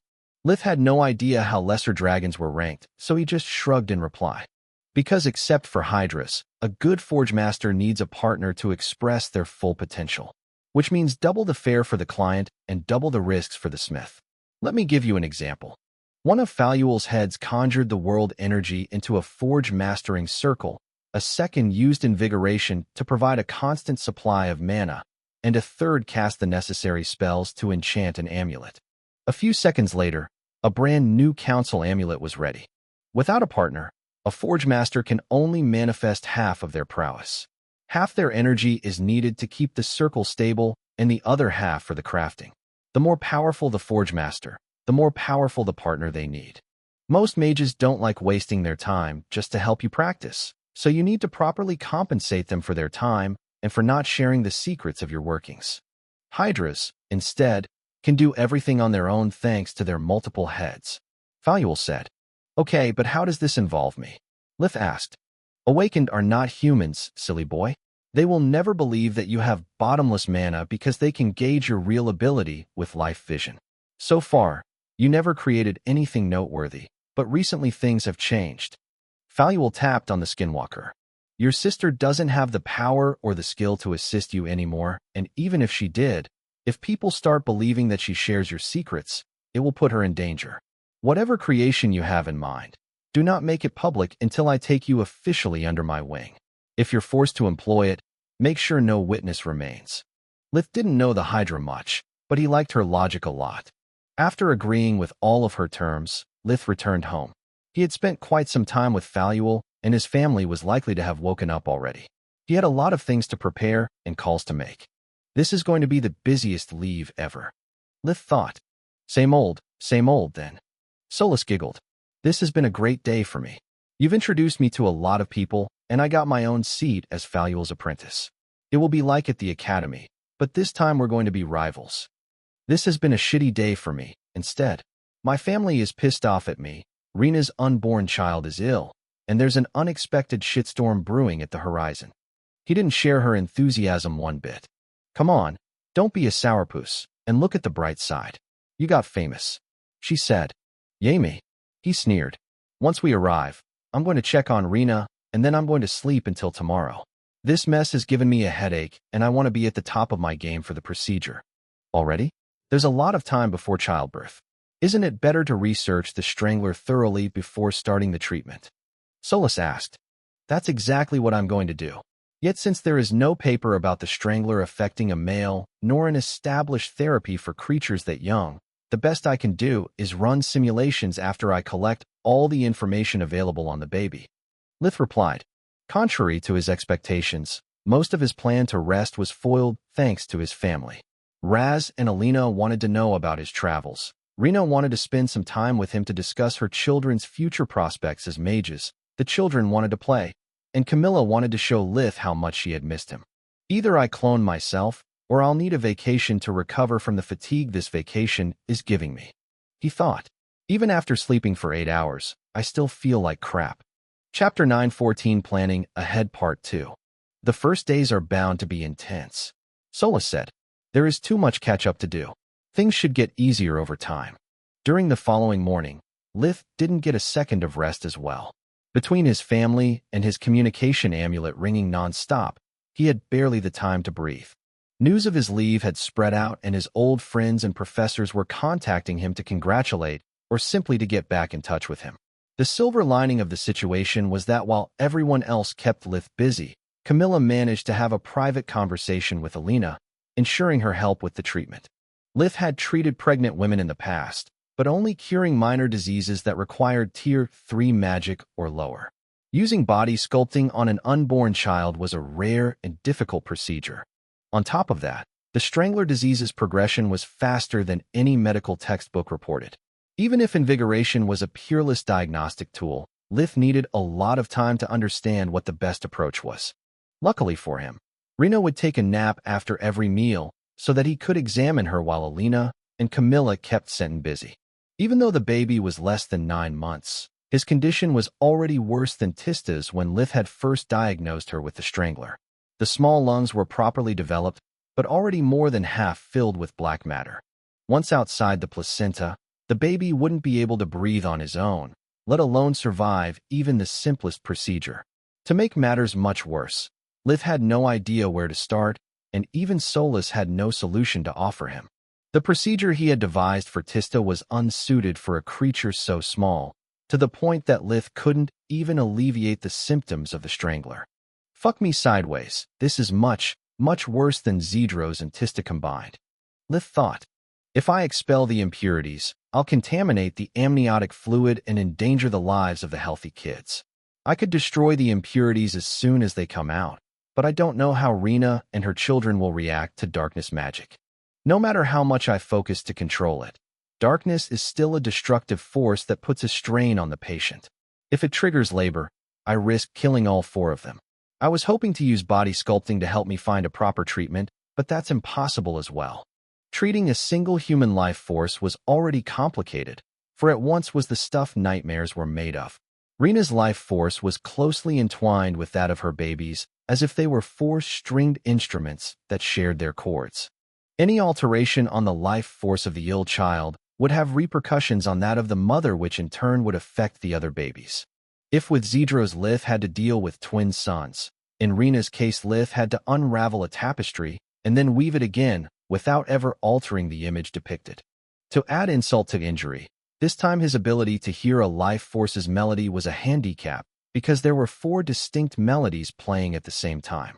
The ill child's melody was barely audible due to it being much weaker than that of his mother and siblings. Great. To hear his melody, I have to purposely weaken Rena's, but that could lead to labor. Otherwise, I can enhance the child's life force, who might not withstand the strain and die on the spot.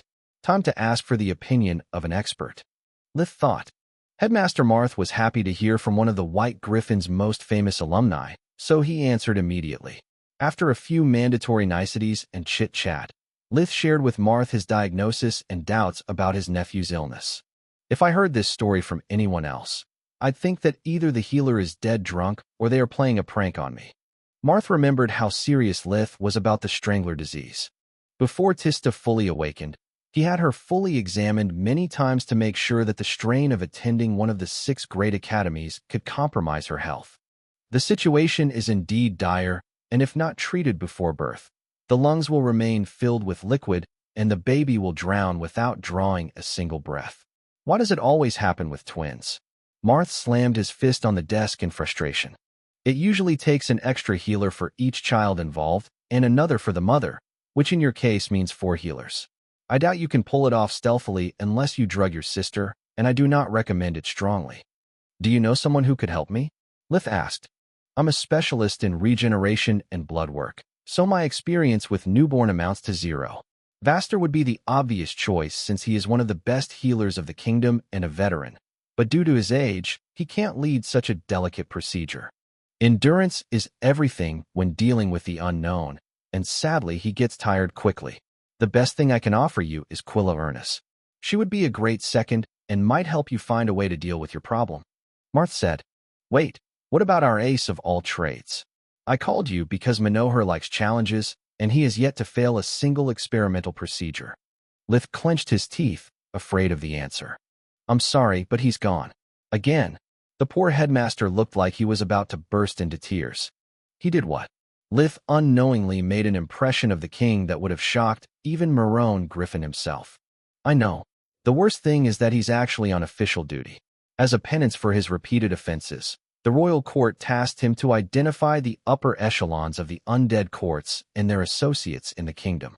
Manohar seems to have gone so deep undercover that no one knows where he is or what is he doing. Marth said, how do you know that he isn't just fooling around with his secret experiments? Lith asked. Because the court seized all his notes and assets. I know his outrage was genuine because Manohar attempted to strangle the king before we managed to restrain him. Marth's words would sound as a joke to anyone who didn't know the mad professor. In Lith's case, he doubted them not because an attempt on the king's life in front of the royal court was utter madness, but because he was shocked hearing that Manohar had failed. I guess Maron didn't become king by chance. He must be a really powerful mage. Lith thought. I'll tell you what we'll do. Marth said, Quilla, Vaster, and I will come to your house with the excuse to pay you a visit, and we will discreetly visit Rena. None of us might be able to find a cure, but between the three of us, we'll be able at least to point you in the right direction or suggest you the best expert to deal with the problem. Lith nodded in reply and organized with Marth the details of their visit. Chapter 9, 15 Blood Ties Part 1. There a reason why the White Griffin is called the cradle of the healing arts. Lith thought. The 5 best healers of the whole kingdom have studied and worked there. Once those 3 come to Lucia, 4 of them will be assembled in the Verhen household. If the 4 of us can't find a solution, then no one can. For Rena's and the kingdom's sake, I hope we won't need Manohar. Otherwise, the next time we meet, I'm going to kill that bastard. Lith thought. He spent the rest of his free time compiling a detailed report of his findings and observations that he forwarded to Headmaster Marth so that the healers would come prepared, knowing exactly what they would be looking at. The following day, Marth, Vaster, and Quilla knocked on Lith's door. One of the few perks of the cold season was that the academy was closed, so their social call didn't arouse suspicion. Headmaster Marth, I was expecting you later. I remember well how even when most students are gone, the paperwork must go on. Lith had announced their visit to his family to avoid making them worry. That makes the 2 of us. I was afraid that something would come up at the last moment and force us to reschedule, but here I am. Duke Marth was a man in his mid-40s, about 1.78 meters, 5 feet 10 inches, tall, with thick blonde hair. Aside from his goatee, his face was perfectly shaven, giving him a calm and youthful appearance. Marth had less gray hair than the last time Lith had seen him and had the relaxed face of a man who was at peace with the world. That or he had simply resigned to the unjust fate of being Manohar's lightning rod. The 2 shook hands, and then Zogar Vaster came in. He was a short man in his mid-60s, barely over 1.55 meters, 5 feet 1 inch, tall. The top of his head was completely bald while the hair he had left on the sides was snow white, and so were his waxed handlebar mustaches. Between his temporary role as headmaster of the White Griffin and the undead invasion, he had lost a lot of weight. He was still quite round, but he didn't look like a living egg anymore. Together with his jovial attitude, it made him resemble a kind grandpa straight out of a fairy tale. Lith, my boy, it's so good to finally see you outside a life or death situation. If you keep ignoring my calls, I might start to believe that you're avoiding me on purpose. Vaster said, I'm sorry, Professor, but when you are on active duty, your life isn't your own anymore. I can't even remember the last time I could stay for more than 1 day in the same place without someone trying to kill me. Lith shook his hand as well before greeting Quilla. Call me little one, and you are a dead man, Lith Verhen. She ignored his hand and gave him a big hug. She was a pretty young woman the same age as Lith, 1.65 meters, 5 feet 5 inches, tall with long brown hair with shades of silver, which proved her affinity for light magic. Fine. Nice to see you again, Assistant Professor Ernest. Have you made any breakthrough with your research since Laurel? He gave her a polite bow before letting her in. On second thought, little one sounds just fine. My students and parents are more than enough to make me feel old already. I missed you, tall one. She giggled. Thanks, little one. I really missed your house staff during my travels as well, he said while finally returning her hug. You son of a... Quilla pushed him away with fake anger, but she was cut short. Language. There are children here. Vaster's voice was so stern that it reminded them of their first day in the light magic department, back when they were still 4th-year students and the professor had yet to pick his favorites. Thanks to his appearance, Vaster was quickly gaining popularity among the kids, especially Zinnias. Fry, Philia, say hello to Professor Vaster. He's one of the healers who gave me sight and took care of me during my stay at the hospital. Zinnia said, and the children politely obeyed. You are too kind, Miss Yevel. I merely fulfilled my duty as director of the light department. Vaster said, and you are too humble, Professor. I will never forget your help in court. Without you, my in-laws would have given me a hard time with child custody. Miss Yevel, if you keep calling me so often, I'll be forced to introduce you to my two nieces. Ever since they moved to my house after my divorce, they are bugging me to know you. Vaster looked really embarrassed by receiving so much attention from a woman much younger than him. Miss Yevel? Divorce? How much did I miss? Lith asked while trying to keep his voice as low as possible.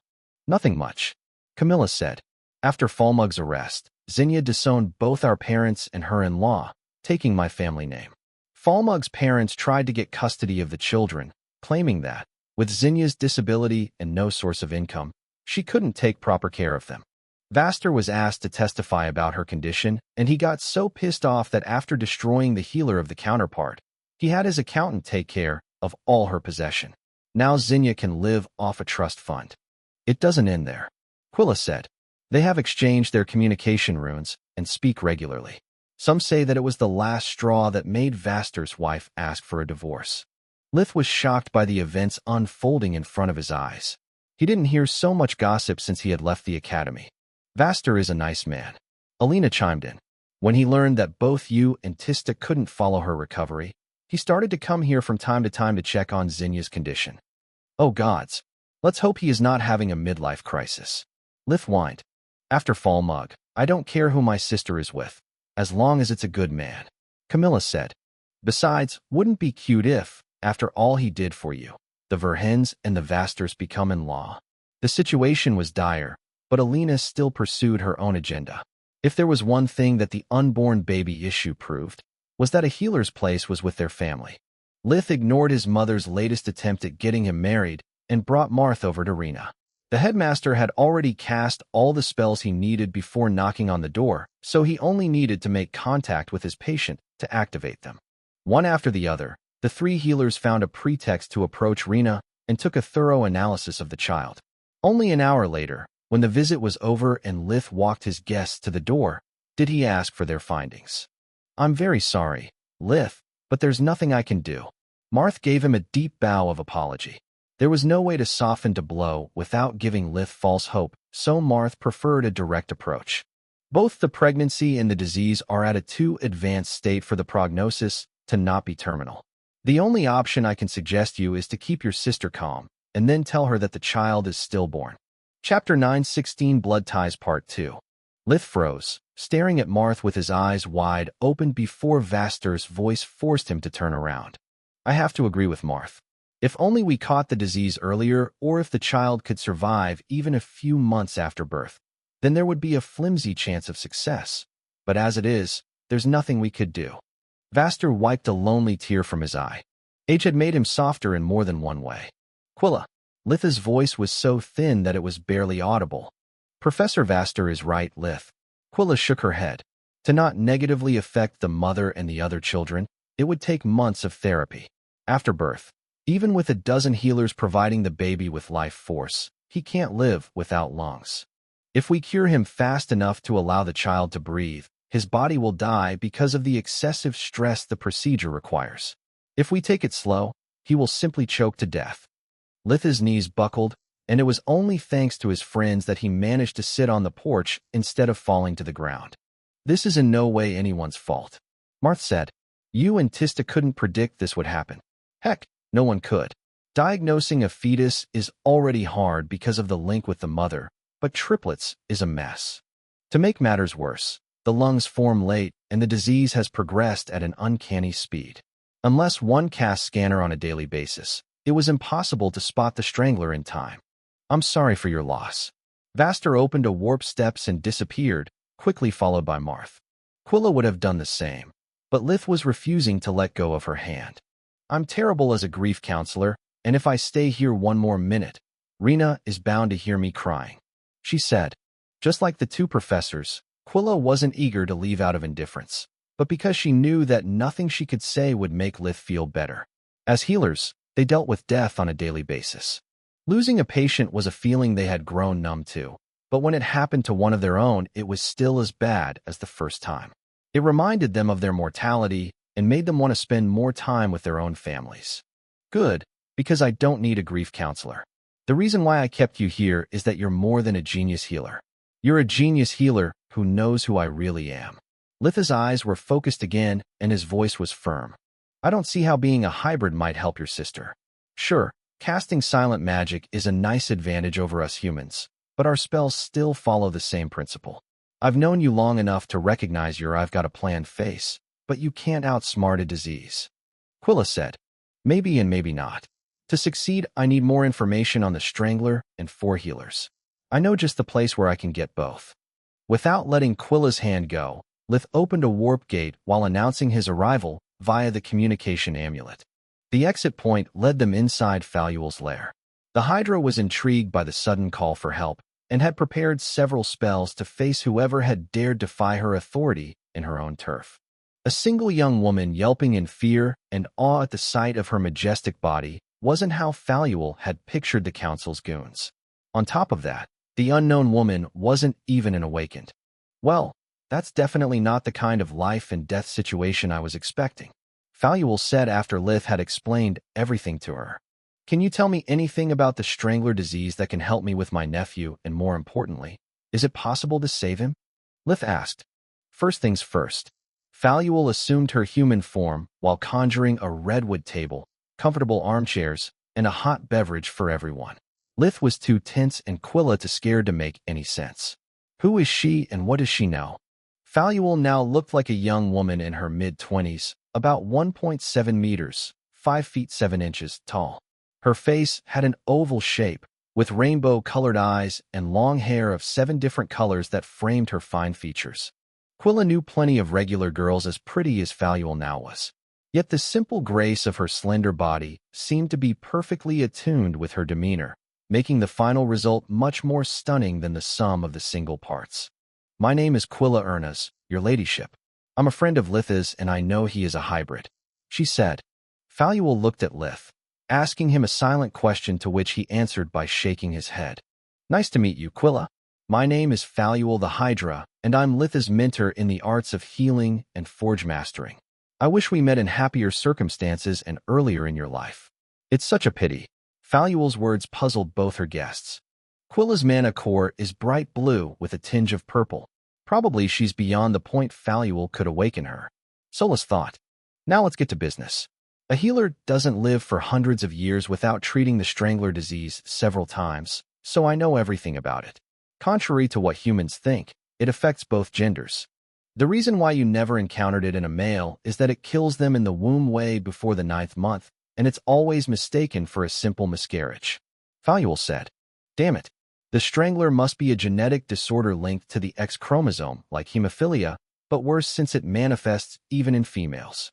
Lith thought, how can the baby be still alive, then? He asked. Because of your blood. Faluel pointed her finger at Lith. The same power that makes you who you are also flows inside your sister. Over time, your treatments made her stronger while weakening the dormant disease at the same time. Are you saying that it's because all the members of my family are potential hybrids? Lith asked. Perhaps. Up to this moment, only your blood awakened. Time will tell us if you are the rule or the exception. The Hydra said, fuck me sideways. I don't know whether to hope Faluel is just speaking about the consequences of me using invigoration on the members of my family, or that being a hybrid is a trait we all share. Lith thought, is there anything we can do to save the kid? I've successfully treated similar cases in magical beasts, but never in humans. Their bodies are much weaker, so I can't guarantee you anything. Faluel replied. How? Quilla was flabbergasted. I mean, cubs come in litters, and it takes 1 healer for each patient. How could you do it? With my 7 heads, I alone can do the work of 6 healers at the same time. 7 if it's a real crisis. Faluel usually preferred to keep 1 head free to use invigoration. Each one of her heads was capable of independent action, but they all drew power from a single mana core. Chapter 9, 17 Master and Students Part 1. That's wonderful news, but you can't fit inside my home in your true form, and even if you could, Rena would have a heart attack. Lith said, point taken. We still need a 4th healer, but I can't recommend Protector. I taught him well, but his experience in the field is extremely limited. We need someone with both experience and lots of mana. Faluel hinted at Solus not being up to the task, at least not in her stone ring form. Lith racked his brain searching for a potential candidate. Floria had yet to complete her specialization as healer, and Freya didn't practice body sculpting since she had graduated from the academy. Damn, I have no chance of success without Faluel, but at the same time, her presence prevents me from calling in healers like Marth. Where do I find someone that fits my bill and has a high tolerance for weird? Lith wished that Uriel was still alive. Lith was certain that, given the chance, his friend would have become a great healer. At Protector's home, Solus said. Naurin said that his people mastered the light element, and that they were considered miracle workers by human mages. Solus, I swear, if you had a physical body, I could kiss you right now. Months had passed since their little heart-to-heart with the Razor, and Lith had completely forgotten about the skill set of his latest ally. I think I know the right guy for the job, but I'd like to hear your opinion about him. Lith said. Faluel nodded and wore a full set of fur clothes before opening a gate to Celia's living room. The sun is still high and the sky is clear. Quilla couldn't believe that someone so powerful could also be so sensitive to cold. Thanks for your concern, dear, but I like my climate like I like my men. Hot and sunny. Faluel replied. Is that the man you were talking about? That's him. Hi, Celia. Lith nodded. Hi, guys. Celia was unfazed by the sudden intrusion in her own home. She just made sure that the children would stay away from the open gate. That's me indeed, so stop talking like I'm not here. Naurin replied. What are you doing here, and who are the bear and the little one? The bear, I mean the lady here is Faluel the Hydra. The little one is Quilla, Erna's a friend of mine. Faluel, Quilla, this is Naurin. Lith said. Faluel skipped the pleasantries and grabbed the Razar's hand, activating invigoration. It's been decades since the last time I met one of the Were people. How good are you with healing magic in general and body sculpting in particular? I practiced the mystical art since I was 4. I studied light magic all my life, and I'm specialized in manipulating life forces. Along with my tribe, we were looking for a cure for our condition. He replied. Do you have any experience with unborn children? The Hydra asked. Yes. We studied the separation of our life forces from conception. That's perfect. Faluel ruffled Lilia's and Laren's hair who were clinging at her legs, begging for a new adventure. Please, Annie. We're so bored and Uncle Naurin is no fun. It will just be another little secret between us. Lyria said. What do you mean, another little secret? Celia tapped her foot in annoyance. I'll lead the procedure, and you'll be my seconds. Not having a plausible excuse, Faluel ignored the question and explained the situation to the Razar, who gladly offered his help. When do you want to do it, Lith? The sooner the better, correct? Well, the kid's condition is only going to get worse with time. So the question is, are you two at the top of your game? Faluel asked. Both Quilla and Naurin nodded. The former had rested a whole day, preserving her strength to face the worst-case scenario, while the latter had not exerted himself in weeks. Another gate led them outside of the range of the arrays that protected Litha's house.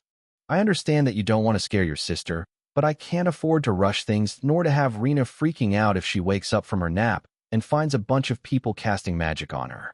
You need to talk to her. The Hydra said.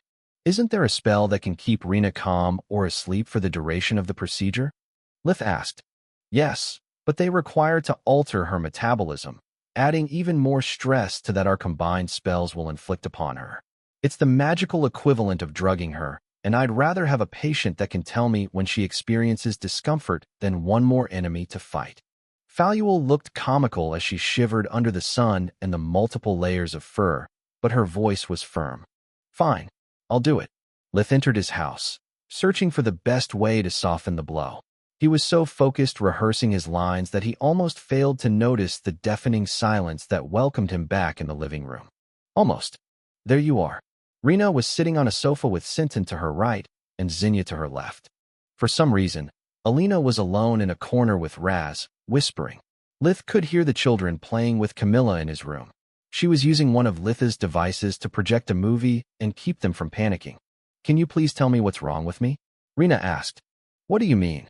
The cat seemed to be out of the bag. All Lith could do was damage control. For the god's sake, Lith, I'm not stupid.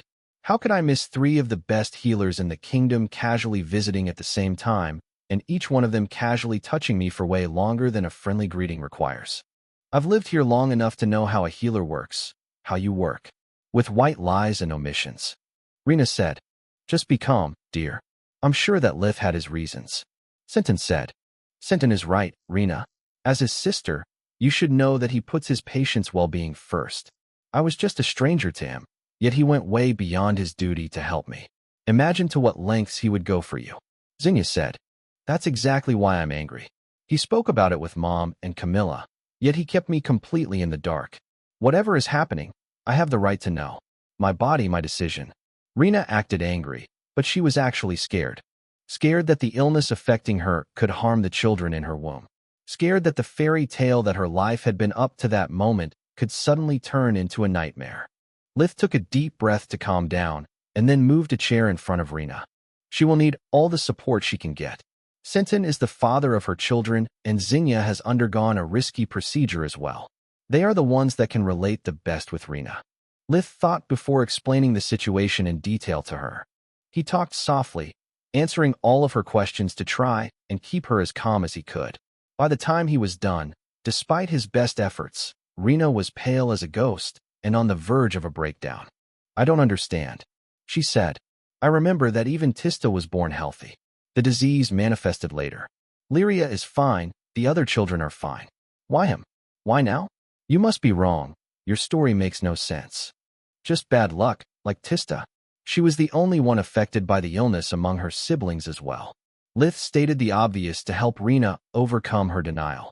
Chapter 9:18, Master and Students, Part 2. I talked to a specialist about your condition, and she thinks she might be able to help. Do you mind if I let her in?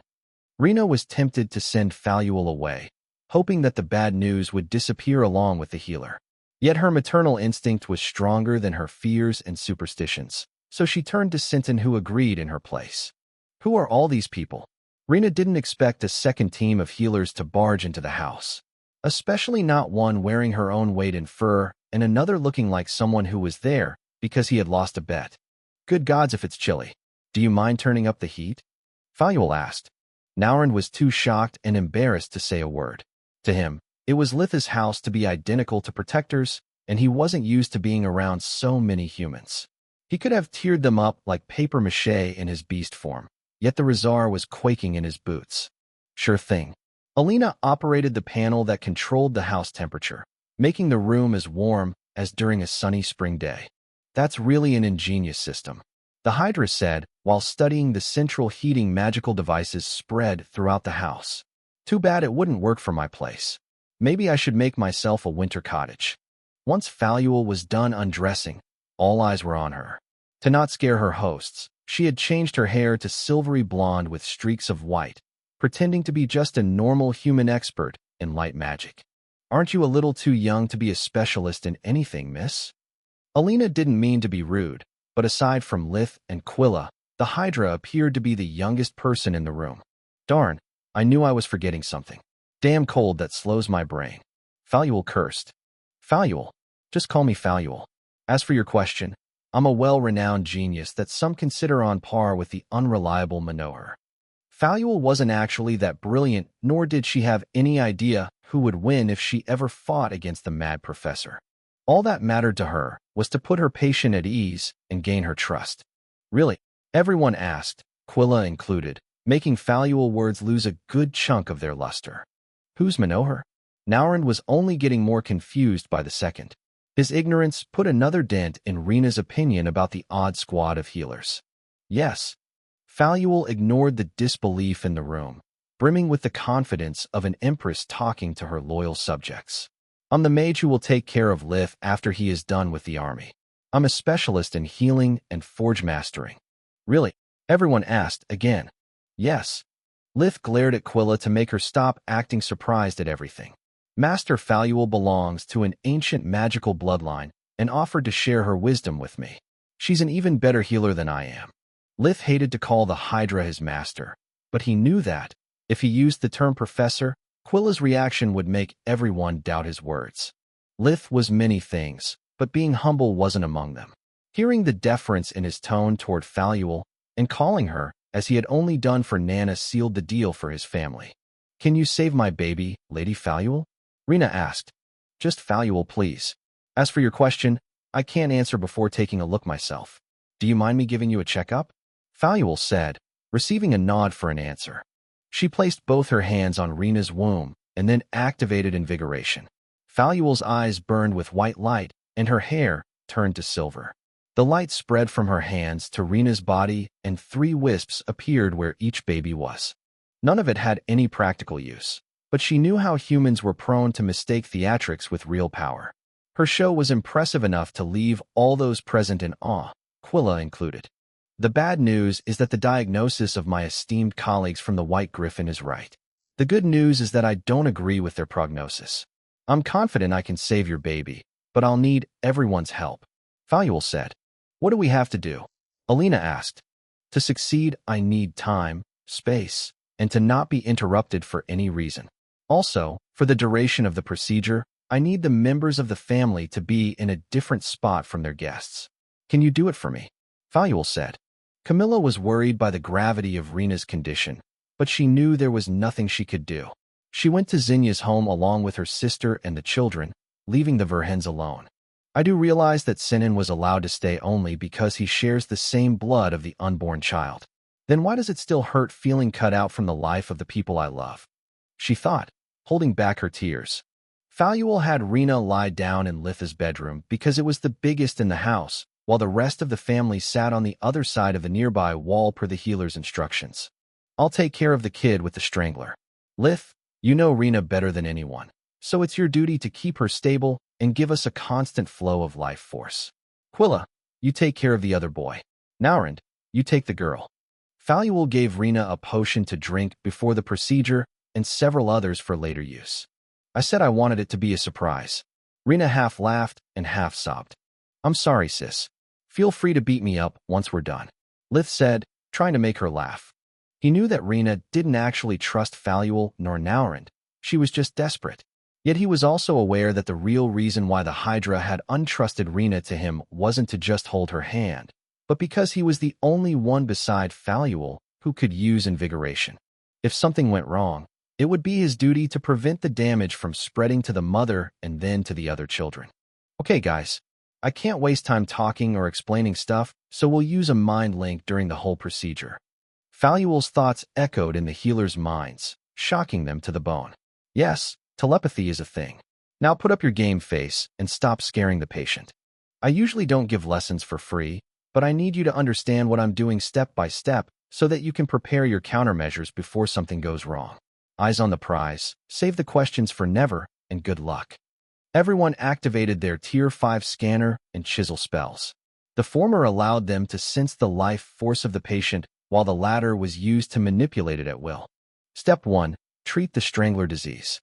The usual approach here would be to fix the life force and get rid of the congenital disorder once and for all, but the kid wouldn't survive, just like your professor said. "We can't even destroy the corrupted tissues and replace them with healthy new ones without killing both mother and child due to the release of toxic substances.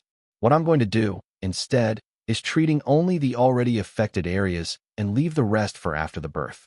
Keep your respective patients stable, watch, and learn." Faluel thought. When looked through scanner, the life force of a human looked like something built out of Lego blocks and an erector set.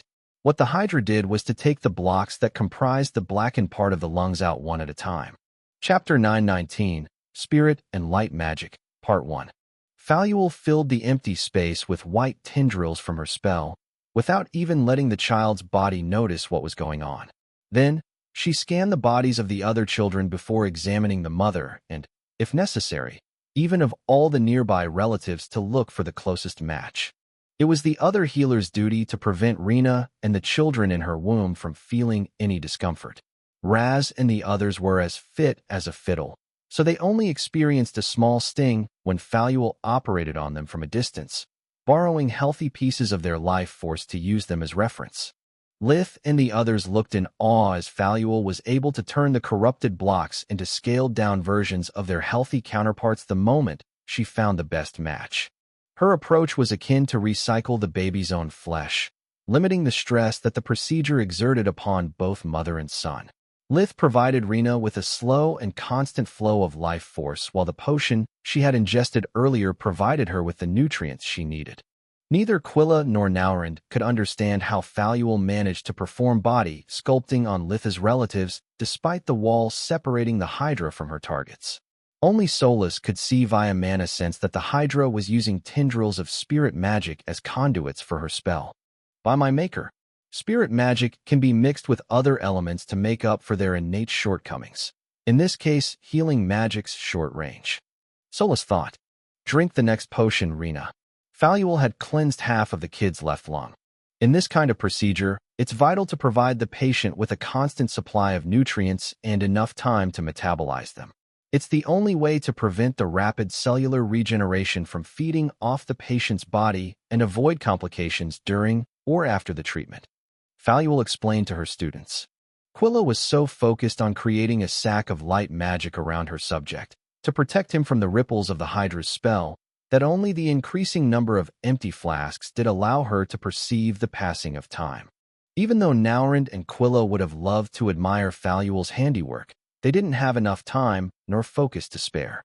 The four life forces were linked to each other through Rena. Every alteration on the ill baby's life force reverberated through the mother, and until Lith didn't manage to restore Rena's body to its original condition, it was up to the other two healers to shield the babies from the ripples of Faluel's spell. One slip up and the number of patients would multiply in an endless loop. Once she was done repairing the lungs, Faluel took a short break to allow everyone to catch their breath. Step 2. Remove the accumulated mass that prevents the now healthy tissues from inflating and deflating properly. The amount of darkness magic needed to destroy it would inevitably affect the lungs as well. What I'm going to do is use just enough darkness magic to mobilize the mass and have it expelled through the umbilical cord. The problem is that once the liquid mass reaches the bloodstream, it can go anywhere. We can't let it reach the brain and the heart of the mother nor get into the other baby's system. You can't use darkness magic to stop the black mass, otherwise it will break down into toxins that might poison the mother along with the babies. Best case scenario, the toxin will trigger the labor, but none of our patients is in the shape to survive the experience. They need to rest. Yet we can't afford to delay the treatment because the pregnancy is almost over. If the natural labor happens before we complete the procedure or before the baby recovers, he will die and everything we've done would be pointless. We've to act now or it will be too late. Once I start the second phase of the treatment, the only tool at your disposal will be the scalpel spell. Use it to lock any stray fragment of black mass into a safe place until Lith or I can safely draw them out of Rena's body. Faluel used small pulses of darkness magic to turn the solid mass into a liquid without damaging the baby, the mother, or the placenta. Contrary to what Lith had done years before for Tista, she was working on a much smaller and weaker subject. She had been forced to treat the infected tissues in one go to prevent them from spreading into the still healthy parts of the lungs, and to remove the mass as well, so that whenever the labor would take place, the kid would survive. Faluel moved the impurities away from the child and into Rena's blood system. She guided them to her foot, away from any organ that could be clotted or poisoned by the impurities.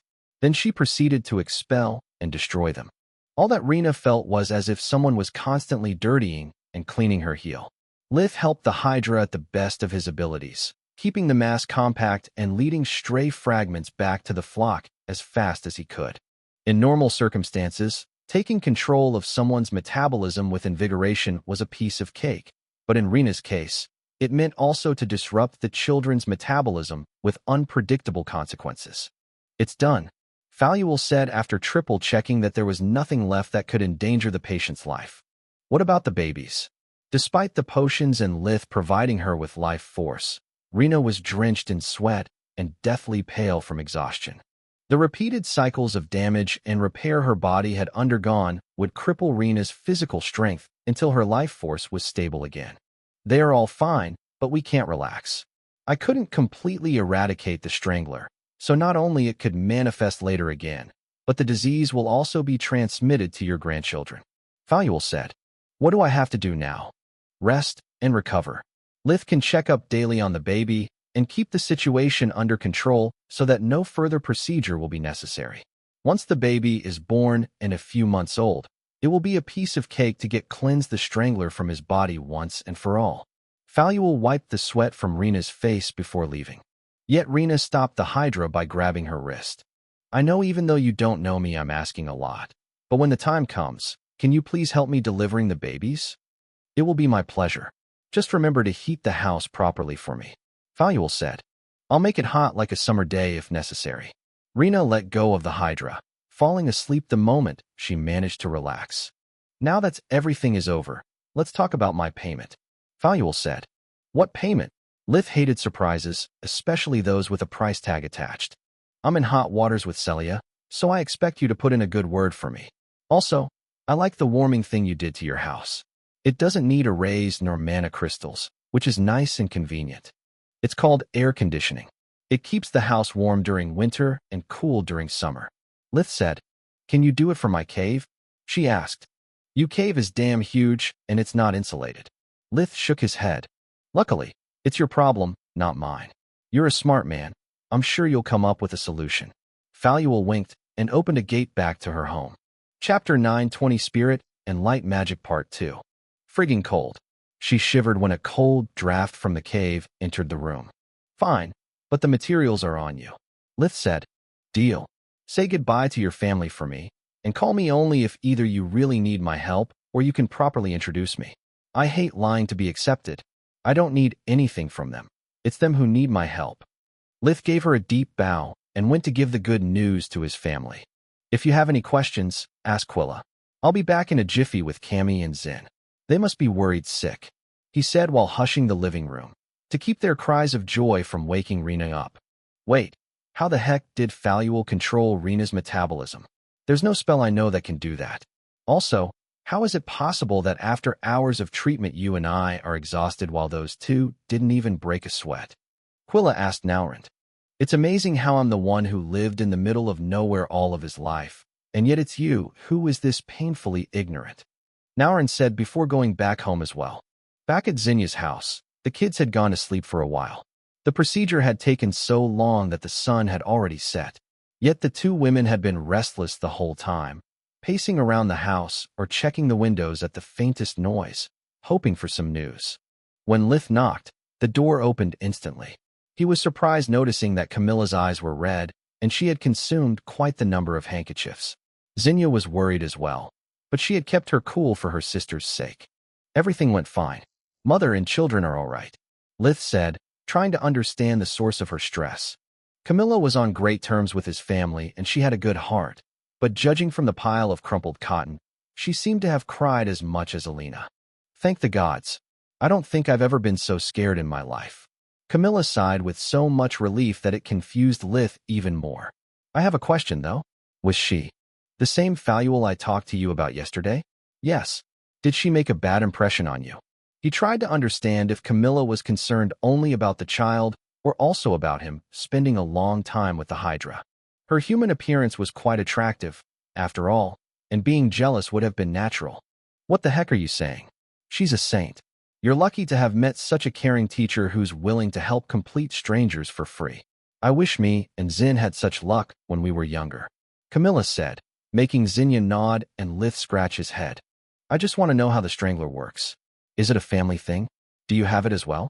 I've read the papers, but the medical jargon is beyond me. She asked. It's a family thing, passed from the mother's side. I don't suffer from the strangler, otherwise I would be kind of dead at this point. Lith replied.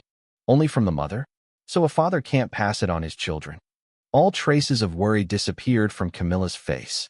She was brimming with joy as if she had won 1,000,000 gold coins. Exactly. I can't. Lith choked on his words the moment he understood the reason for Camilla's anguish, and she hugged him so tight that she squeezed the air out of his lungs. Once the problem with the baby was solved, Litha's first week's leave was peaceful. Faluel's sudden appearance and her odd methods had raised a lot of questions, but the members of Litha's family cared only about cherishing the happy moment. He would rarely get out of the house, spending most of his time catching up with his parents and checking up on Rena every 2 hours. She was recovering well from the procedure, but she was anxious about her babies. After a while, Rena calmed down, and so did the rest of the family. Lith enjoyed taking a break from all his worries and projects. Solace, and he spent that time appreciating what they had fought so hard to build and protect. After a while, however, peace just became boring and everyone grew restless. Even during winter, there was still a lot to do at the farm and at the smithy. Alina and Raz had to deal with the farm's backlog, while Camilla decided to start her part-time.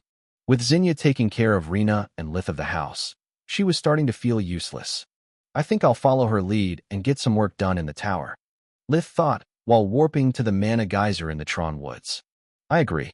I'm itching to put to the test some of the runesmithing techniques I've researched, Sola said. Not about the ODI machine. I mean, between all the books we have retrieved, the mold of Dawn's device, and the scans of the ODI's knowledge-swapping machine, we have a lot of material. Lith said. Too much material, to be precise. It will take me months just to translate the manuals. Then we have to understand how the old and recent machines work, and if we can use such knowledge to upgrade the body-swapping machine. Sola said. Definitely too much. Why don't you ever get me good news? He sighed. I just did, you ungrateful man. While you cuddled at night with your lovely girlfriend, I was working my ass translating the booklet from Huriel. I found the blueprints for your goddamn ring. Happy now. A pouting Solus appeared in front of Lith the moment he stepped inside the tower. She was wielding her forge-mastering hammer in a threatening manner. Very. Now put the hammer away, please, Lith said. Solus snorted in reply, making a table covered in paper scrolls appear in the middle of the ground floor. I found a couple of interesting blueprints. The first is for a barrier ring. It works like spirit magic. You inject mana into the ring, and it generates a spherical barrier around you. The pros are that it can help us to study spirit magic, and it's quite versatile. The cons are that it's mana expensive and that it can't change shape, only its size. The mana crystals and the pseudo-core create a scaffold, but you must do the rest, she said. The second is for a Tier 5 magic holding ring. I don't recommend it, mostly because you don't use Tier 5 spells often and that kind of item can store a single charge, whereas the barrier can be used as long as you have mana or use invigoration. I don't know. I could use a free Final Sunset. It's my bread and butter these days. Lith didn't like having copied one of Nalier's spells, but its power was undeniable. How many sets of runes do they require? 3 sets of runes and 3 mana crystals each. Solus replied. If you consider they are equally difficult to craft, I'd say their effects cannot be compared. Agreed, Lith said. Making space inside Solaspedia for both blueprints in the case, they had enough purified orichalcum to craft more than one piece. Chapter 9:21 Runesmithing Part 1. The 2 different magical rings shared 2 out of 3 sets of runes. The first set would enhance Lith's energy signature, so that the mana flow originating from the crystals embedded into the rings would offer less resistance to the forge mastering process. The second set amplified the effects of the ring's pseudo-core, allowing it to be temporarily boosted when necessary. The third set of the magic holding ring allowed for energy manipulation so that the spell could be used a little at a time instead of being released in one go. Also, as long as the stored spell wasn't completely spent, the runes made it possible to recharge or amplify it on the fly. In the case of the barrier ring, instead, the third set contained a complex preset code that would allow the ring to channel Lith's mana into a spirit magic barrier, even if he had no idea how to do it himself. Both rings required 3 mana crystals each. 2 had to be embedded close to each other and facing outside, to project the mana outwards, whereas the third crystal would be in contact with the palm of the wearer to more easily draw upon their mana. During the first day, Lith practiced engraving the sets of runes one by one, wasting quite the number of cheap rings. This time he couldn't use pebbles because, for runesmithing, with the shape of the item he wanted to craft also varied the spacing between runes. Only when he became not only capable of engraving all runes correctly, but also to keep the distances between the different sets so that they wouldn't mess with each other, did he start working on the final hurdle. Before attempting to forge master the ring with the purified orichalcum, Lith had yet to convert the ancient engraving method in the modern fashion. Old runes would be always visible, giving away the nature of their enchantment and betraying Lith's success in raiding the lost academy of Huriel. Modern engraving, instead, would project the energy of the runes inward, making them invisible to the naked eye. The process was tricky because the booklet at Lith's disposal only explained the old method, and he could only study ruin to understand how modern engraving worked. "Explain that to me again, please." Lith massaged his temples after one failure too many. "Okay." Ancient forge masters would physically carve the surface of the objects, so that the engravings would serve as both a beacon for their mana and as a template for the runes. The downside of this method is that the runes are isolated from the mana circulatory system of the item, so they act as separate entities, Solus said. Modern forge masters, instead, shape their mana as runes on their own before applying them on the surface of an item. This way, the energy released by the runes is not restricted by the physical carvings and can circulate throughout the artifact. The process makes them invisible to normal means of detection and able to alter the properties of both the metal and its mana circulatory system. Once the enchantment is applied, the final result is given from the synergy between the runes and the pseudo-core, creating something that's greater than the sums of its single parts. The downside of this method is that it requires great focus. You must remember the runes that comprise each set and shape all of them to perfection at the same time. The slightest mistake in their form or positioning will lead to failure. How the heck do Royal Forge Master achieve such precision with fake magic? Lith asked in frustration. The rings Solus had studied were among the simplest creations a runesmith could craft, yet they required 30 runes each that were as small as they were complex. "My guess is they have some kind of crutch, like the special ink they use to draw the magic circles for the forge mastering process," she said. "Solus, I love you." Lith jumped up and tried to take her between his arms, but she popped away, letting the forge mastering hammer fall to the ground with a silvery sound. "I meant that you're a genius and that you may have offered me a solution." "Meaning?" an incorporeal voice asked. "I'll show you." Lith took a bottle of special ink out of his pocket dimension and used water magic to draw with it 3 magic circles, one for each set of runes. Then, just like when he was still a 4th-year student at the academy, Lith infused them with his mana. The ink absorbed the mystical energy, acting as a template for their final form. The runes grew in power and splendor, keeping the right shape with minimal effort from Lith's side. "I've never been so glad to have worked as assistant professor at the White Griffin. I know the recipe for the ink like the back of my hand. We can mass-produce it in your alchemical lab." Lith said. "That's brilliant thinking. Luckily, we're both geniuses." Solus finally reappeared, embracing Lith with joy. "Thanks for the compliment. By the way, nice double standards for hugs." Lith clicked his tongue, preparing for the final phase of the experiment. To replicate a pseudo-core with true magic, first Lith had to study its version obtained with fake magic. He used the special ink to draw and apply the runes to a cheap ring before bonding it with the 3 mana crystals required for the craft. "I wish I could use cheap crystals as well. What kind of madman would waste precious resources for teaching to kids?" he said in anguish. "Green crystals are cheap. Also pot, meat kettle. You went to an academy that wasted a lot of resources on you, remember?" Solus said. "That was a different case." "Different how?" she asked. "I wasn't the one paying for them." Lith started to chant the spell, preventing her from quoting his own rebuke about double standards. The crafting went without a hitch, producing the lowest grade barrier ring a mage could conceive and turn their nose at. Lith studied the ring's pseudo-core and how it interacted with the runes when an external flow of mana activated its enchantment. Now comes the part one hate the most. Prototypes. Lith sighed. Prototypes had to be as close as possible to the real deal. Hence, to craft them, Lith had to use high-quality materials. Otherwise, the gap in physical properties and mana flow between the prototype and the final product would add unpredicted variables to the crafting process. For that reason, the prototypes required smelted orichalcum rings bonded with blue mana crystals. It took Solus and Lith more than 2 weeks to fine-tune the entire process and iron out the final details. He already had Zekel turn the piece of purified orichalcum into 3 thick silvery rings, so he could afford up to 3 tries. The first step was bonding 3 purple mana crystals with the orichalcum, giving it a circulatory mana system akin to that of a living being. According to the booklet from Heriol, the order of bonding and runesmithing could be swapped, but Lith had learned the truth the hard way. Only when using outdated runesmithing techniques the preparatory steps didn't require to be performed in sequence, and that was because external runes didn't interact with the enchantment. Chapter 9:22 Runesmithing Part 2. Lith, instead, used ancient runes but modern techniques, so that applying the runes before the bonding caused distortions in the circulatory mana system due to the rejection between Lith's energy signature from the runes and that of the crystals. Applying runes was the step Lith had less experience with, and it was crucial.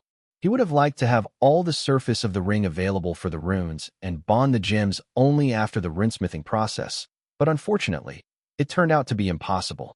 Bonding and runesmithing both created a circulatory mana system, but while the former was highly susceptible to external influences and would change its course based on the obstacles that it met, the latter would relentlessly follow the instructions embedded in the runes.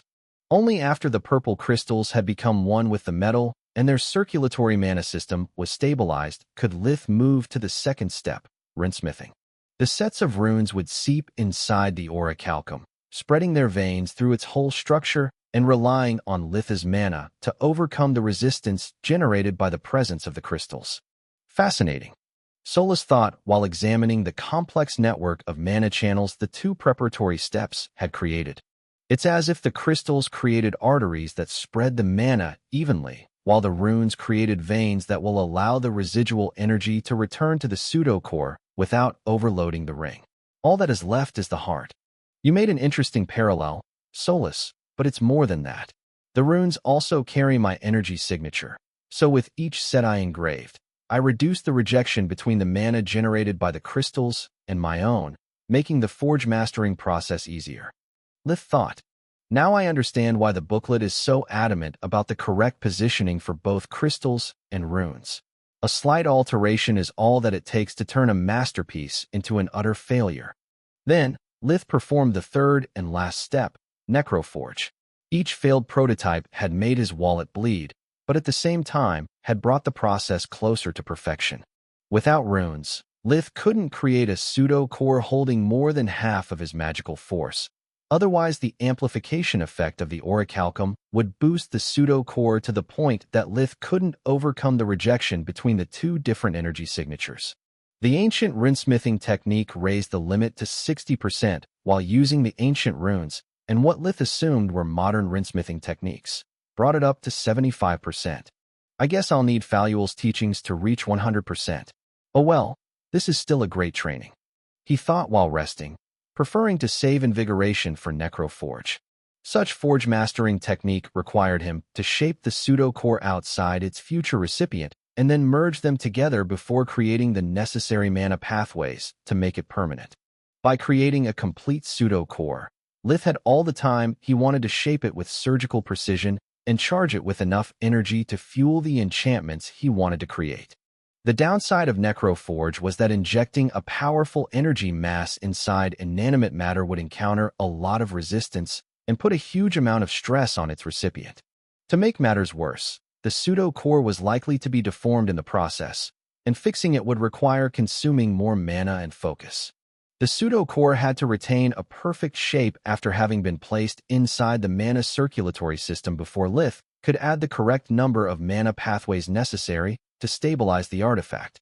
Mana pathways were artificial energy conduits that anchored the pseudo-core, trapping its wild energies in a loop that prevented them from being dispersed due to a magical item's inanimate nature. The number of necessary mana pathways depended on the pseudo-core's strength. Too few and the mana forming the core would be dispersed, too many and it would crumble. Lith first created the pseudo-core between his hands, giving it perfect size and proportions.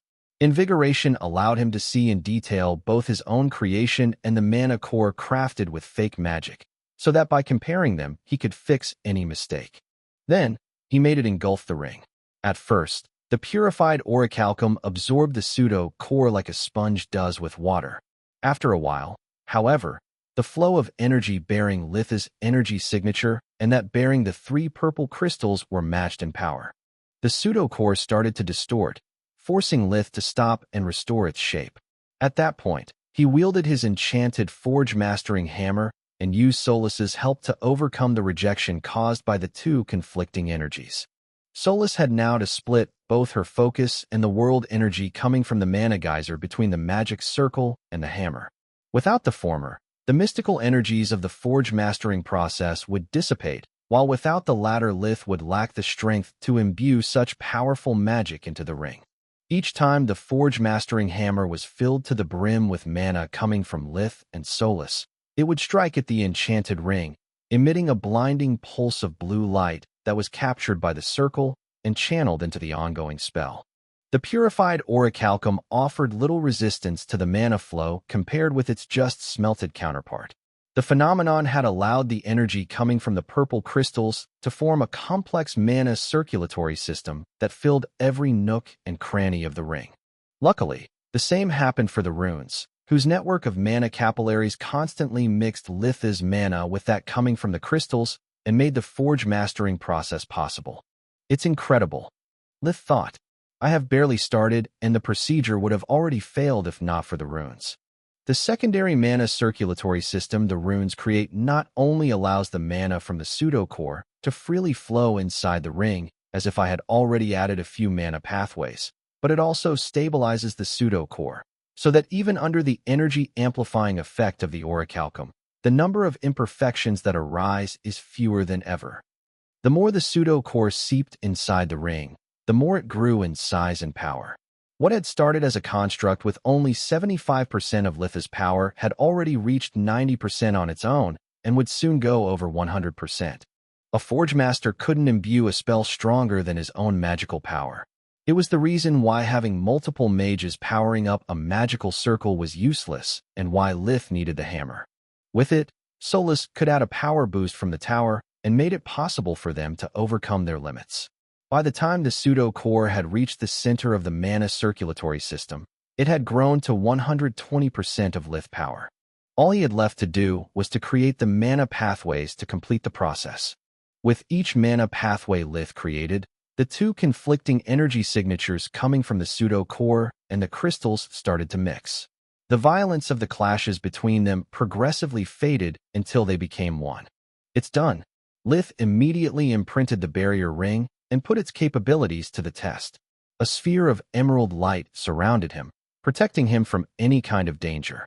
Lith made the barrier shrink until it barely wrapped him while he was in a crouched position and expand up to a 2 meters, 6 feet, radius. The mana required varied greatly with the barrier's size and energy density. Chapter 923 Birthdays Part 1. What do you think, Solus? Lith asked. That for a ring that required simple ingredients and a single pseudo-core it took a lot of effort making it. A skinwalker armor uses 4 pseudo-cores at once, and if they all grow up to 120% your maximum magical power, it will take 480% of your output to make just one. The runes we have currently available are not up to the task. Any attempt to craft a masterpiece is doomed to fail. She said, Hey, being a pessimist is my thing. You should be the one looking at the bright side. I mean, we wasted no purified orichalcum and can make more rings. Lith replied, I'm sorry. It's just that even if you can't notice it, under my golden glow I'm green with envy. Solus was gripping her own hammer as hard as she could in frustration. She was staring at the ring without floating around as usual. Her head was low and her shoulders slouched, making her look even smaller than she was. What good is having a hammer, having my body, if all I do is watch from the sidelines? She said, Is this really all that the future holds for me? Being your second? I don't know. Lith was shocked and hurt by her suffering, but he didn't want to give her false hope or empty words. All I can tell you is that I'll do my best to give you the life you deserve. I'm sorry for always being so egotistical. Saying that I got distracted by the latest load of crap is no excuse since it happened to both of us. Would you like to work on the magic holding ring? This time you lead, and I follow. Lith said, Really? Solus lifted her head, brimming with joy. Really? Do you promise me to not get angry, even if I waste all the purified orichalcum we've left? I promise. Compared to your happiness, it's just scrap metal. He said, hugging her. Thank you so much. I promise you I'll do my best to gift you a masterpiece worthy of Master Menadion. She replied while losing herself in his warmth and hoping that moment would never end. Don't worry about it. Worst case scenario, once I master Origin Flames, We can always recycle the metal. He said with a mocking tone. I hate you, damn son of a gun. You ruined this moment for me. Yet she refused to let him go. Between the real vacation and the experiments on runes, Litha's birthday was coming up so fast that he would have forgotten about it if everyone else didn't keep reminding him. Solus was ecstatic at the idea of meeting all Litha's old friends. Camilla was terrified, and his whole family was as thrilled as if he was going to become president of Mogar instead, that just 1 year older. Tista had finally managed to come back from her mission, and she almost had a heart attack after learning about how close Rena had got to losing her children. I'm so sorry, big sis. I don't know how could I miss it. She repeated many times until Rena hit Tista on the head with a slipper just to make her shut up. It's not your fault, dimwit. Lith explained to me that lungs develop late, and by then you were already gone. I can't possibly ask neither of you to give up on your life every time I get pregnant. Rena loved her sister, but being constantly reminded of the narrow escape while the pregnancy term was so close made her cranky big time. But it must be my fault somehow. I'm the only one in the family who ever suffered from the strangler. Somehow I must have passed it on the baby. Tista sobbed. Sure, you fell ill for the fun of it, and then you dived into my belly to infect my baby without me noticing. Do you even realize the amount of nonsense you are spouting? Rena held Tista tight, cradling her little sister in her arms. Rena had helped Alina taking care of her siblings since she could remember. She had changed their cloth diapers, fed them, and rocked them until they fell asleep when they were ill. To her, Lith and Tista were more like her children than siblings. Sure, Lith rarely cried or fell ill even as a newborn, but it didn't make him any less precious in Rena's eyes. Lith watched the scene, feeling moved by the bond between the two sisters. I could tell them that in theory, it's Mom's fault since she has passed onto us defective genes, but I think it would only make everything worse and kill Mom in the process. It's better if they think it was just bad luck. Lith thought. By the way, when do you plan on telling them about you being a hybrid? Solus asked. First there is my social event birthday with the Urnas, my academy professors, and all those people that I worked hard to avoid during the rest of the year. I can't risk my family being so upset that they might be forced to cancel the event. I'll wait for my private birthday party at the Verhen household. Lith thought. Are you scared? Half to death. To be honest, I can't wait for Rena to deliver the babies. With my luck, I'm afraid that it will either happen during the social event or right before I start shape-shifting in front of my family. Lith sighed. Fate for once seemed to listen to his wishes because Rena went into labor just a few hours later, in the middle of the night. Lith of course welcomed the news by cursing at his bad luck and calling Faluel. Alina set the heating to the maximum while preparing hot water and clean cloth for the arrival of the magical midwife. Excellent thinking, Alina. I could use a hot tea to shake the cold off my poor bones. Faluel wrapped herself in the cloths and added tea leaves, mint, and hydra-strong alcohol to the pot containing the water. Winter had finally arrived in its full might, with below-zero temperatures, cloudy sky, and plenty of snow. All things that Faluel hated. She gulped down the entire pot in front of the flabbergasted Alina. That's much better. Now, I need everyone who's not a healer to stay out of my hair. Faluel said with a burp before moving to Rena's bedchamber and kicking out everyone but Lith and Tista. Now watch and learn, she said, placing her hands on Rena's hips. A white light engulfed the woman in labor, enhancing the elasticity of her skin and muscles. Then, the Hydra manipulated the rhythm of the contractions along with the hardness and softness of the tissues. The babies came out one after the other in less than 5 minutes since Faluel's arrival. While the siblings cut the umbilical cords and cleaned the babies, the Hydra kept working on her patient. Tista was flabbergasted noticing that whatever the Hydra had done, it had prevented the formation of stretch marks and reverted Rena's figure to that she had before becoming pregnant. What? How? As far as she knew, not even Manohar could make a delivery that easy, mostly because he would rather commit treason than work as a midwife. Chapter 924, Birthdays, Part 2. Experience. Faluel said with a sigh, wrapping the babies in warm cloths before handing them to Rena. You seem to be an interesting young lady, dear Litha's sister. I hope we'll meet again in warmer circumstances. But Faluel disappeared so fast that Tista could only choke on all her questions while Rena found herself thanking empty air. She felt chipper and energetic, as if instead of giving birth to triplets, she had just returned from a day in a spa. Lith, how do you think I should call them? Rena asked. Why do you ask me instead of Sinton? Well, because I got 4 healers to thank for this miracle, but only 3 babies. Someone has to be left out this time. Rena replied. Only 3? This time. Lith didn't know whether to be more horrified at his sister belittling the workload the little monsters in her arms demanded from the whole family, or the idea she might get pregnant again. On one hand, I already named Lyria after you, but on the other, it's you who brought Faluel here and even helped me in the delivery. I'm not going to lie, I have no clue what part Quilla played in the procedure, let alone that guy whose name I don't even remember. Rena kept thinking out loud, uncaring of the noise that the babies and the members of the family who had finally had access to the room made.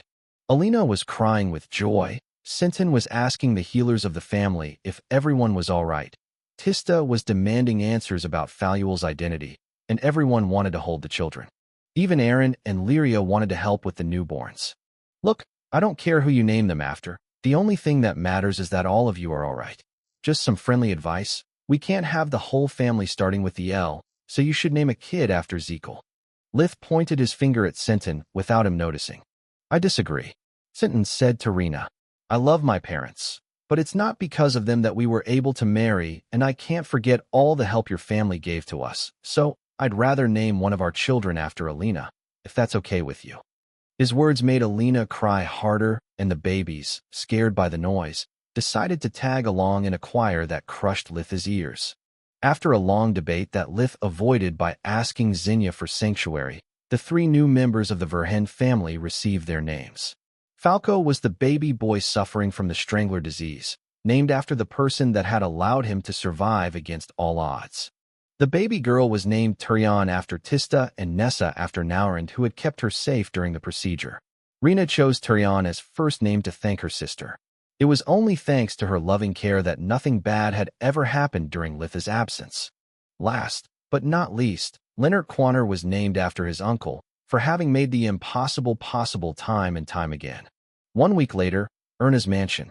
The gala associated with Litha's birthday took place the evening before the private party, so that on the stroke of midnight the 2 events overlapped and both took place on the correct date. The gala would usually be held at Marchioness Miriam de Star's household, since she was the ruler of the Marquisate of which both Lucia and the White Griffin were part. That year, however, Orion had insisted to be the host and guarantee the safety of all the guests. Marchioness de Star didn't let him repeat his offer twice, glad to leave the burden to someone else.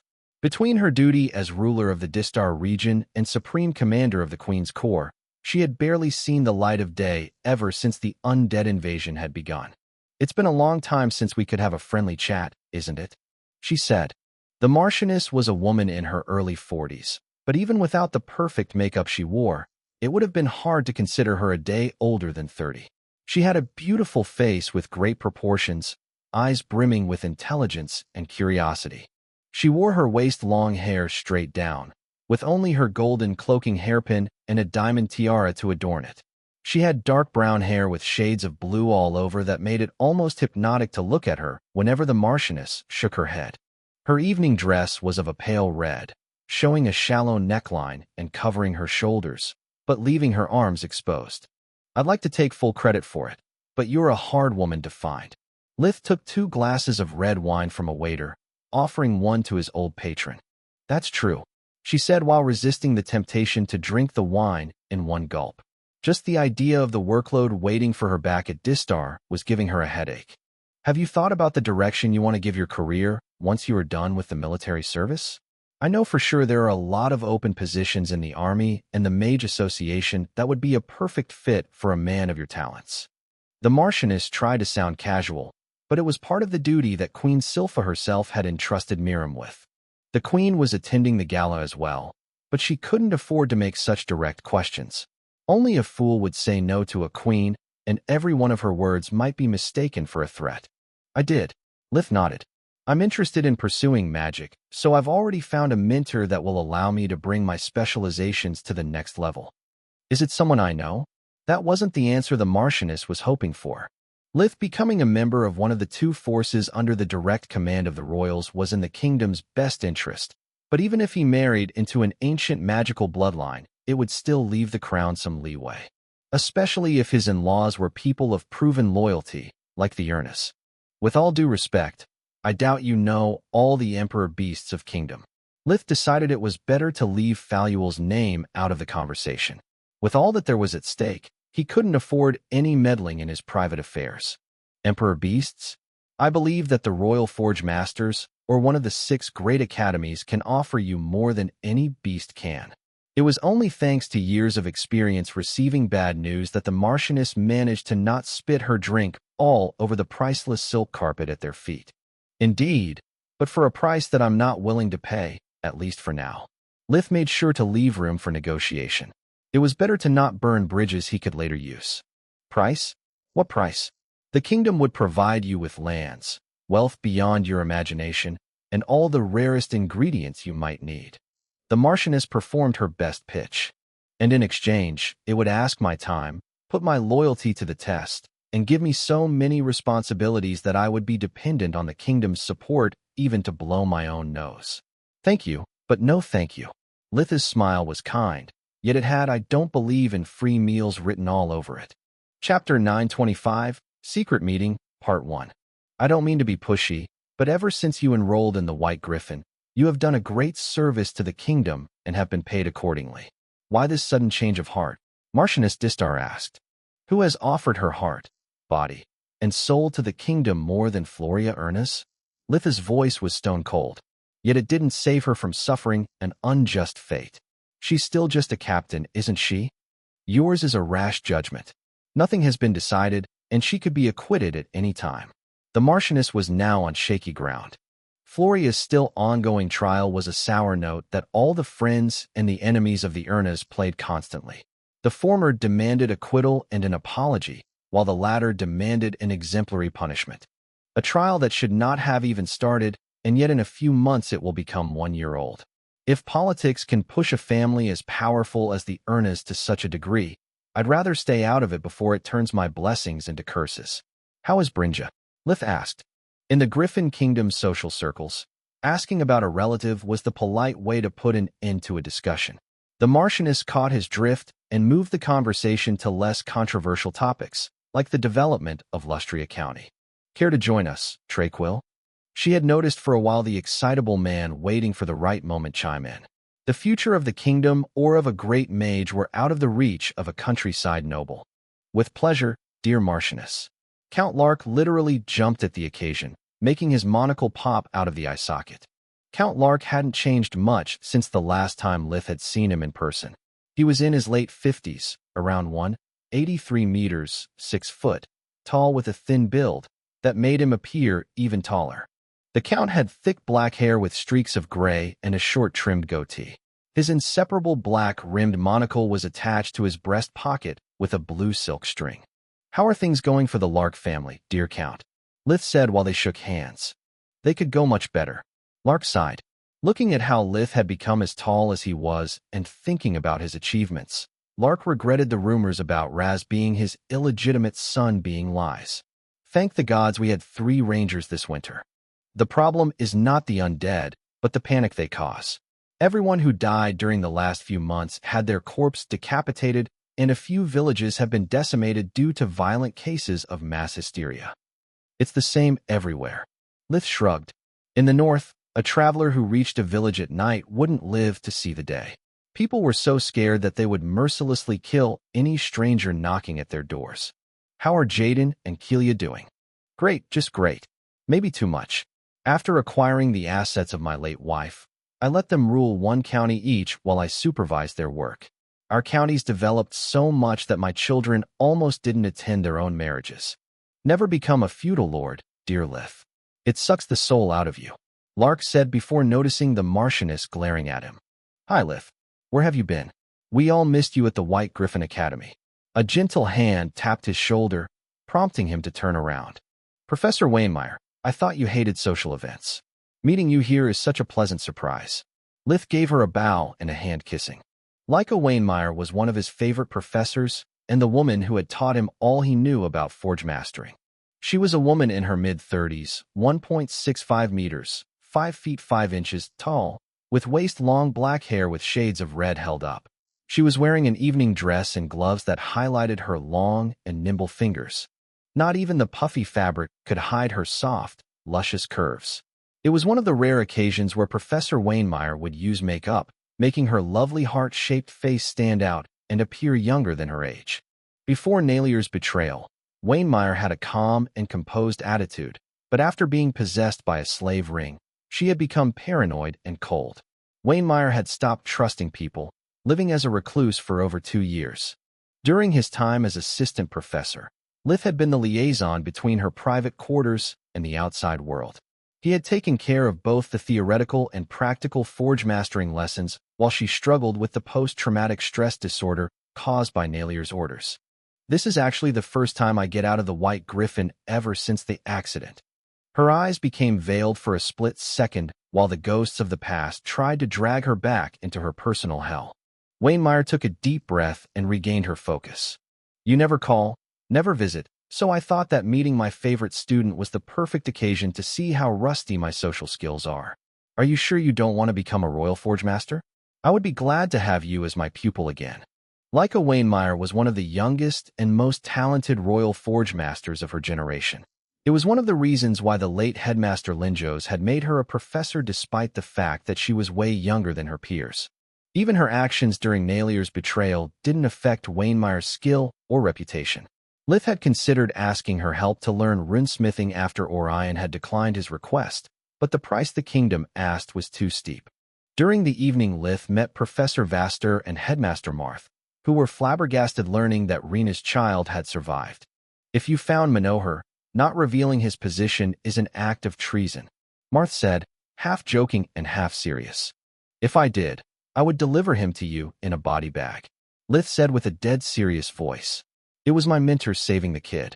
She's an incredible healer and an even more amazing person. Vaster was trying to have Lith promise that he would introduce such a genius to them when his father, Raz, interrupted their chit-chat. I'm sorry, professors, but I need to steal my son for a while. It's a minor family matter that still requires his attention. We'll be right back. Raz was many things, but a good liar wasn't among them. Everyone understood that something was wrong, but pretended to not notice and didn't ask questions. For a moment, Lith feared that something might have happened to Falco, but he caught a glimpse of Rena amiably talking with Quilla. There was no force on Mogar that could keep Rena away from her son if he so much as sneezed, so it had to be something else. Raz led Lith to a servant's passage and then to a secret opening in the wall. Lith found himself inside a hidden living room, without no windows nor doors except that through which he had entered. The entire room was made of solid stone and so heavily enchanted that Lith could feel the hair on his neck standing up. The room was furnished only with a long oval table and many padded wooden chairs. There was no light source except for the magical gemstones embedded into the walls, giving the place an even claustrophobic look. It was the perfect place for torturers and conspirators, so Lith was surprised when he noticed that the person waiting for him was Orion and not Journey.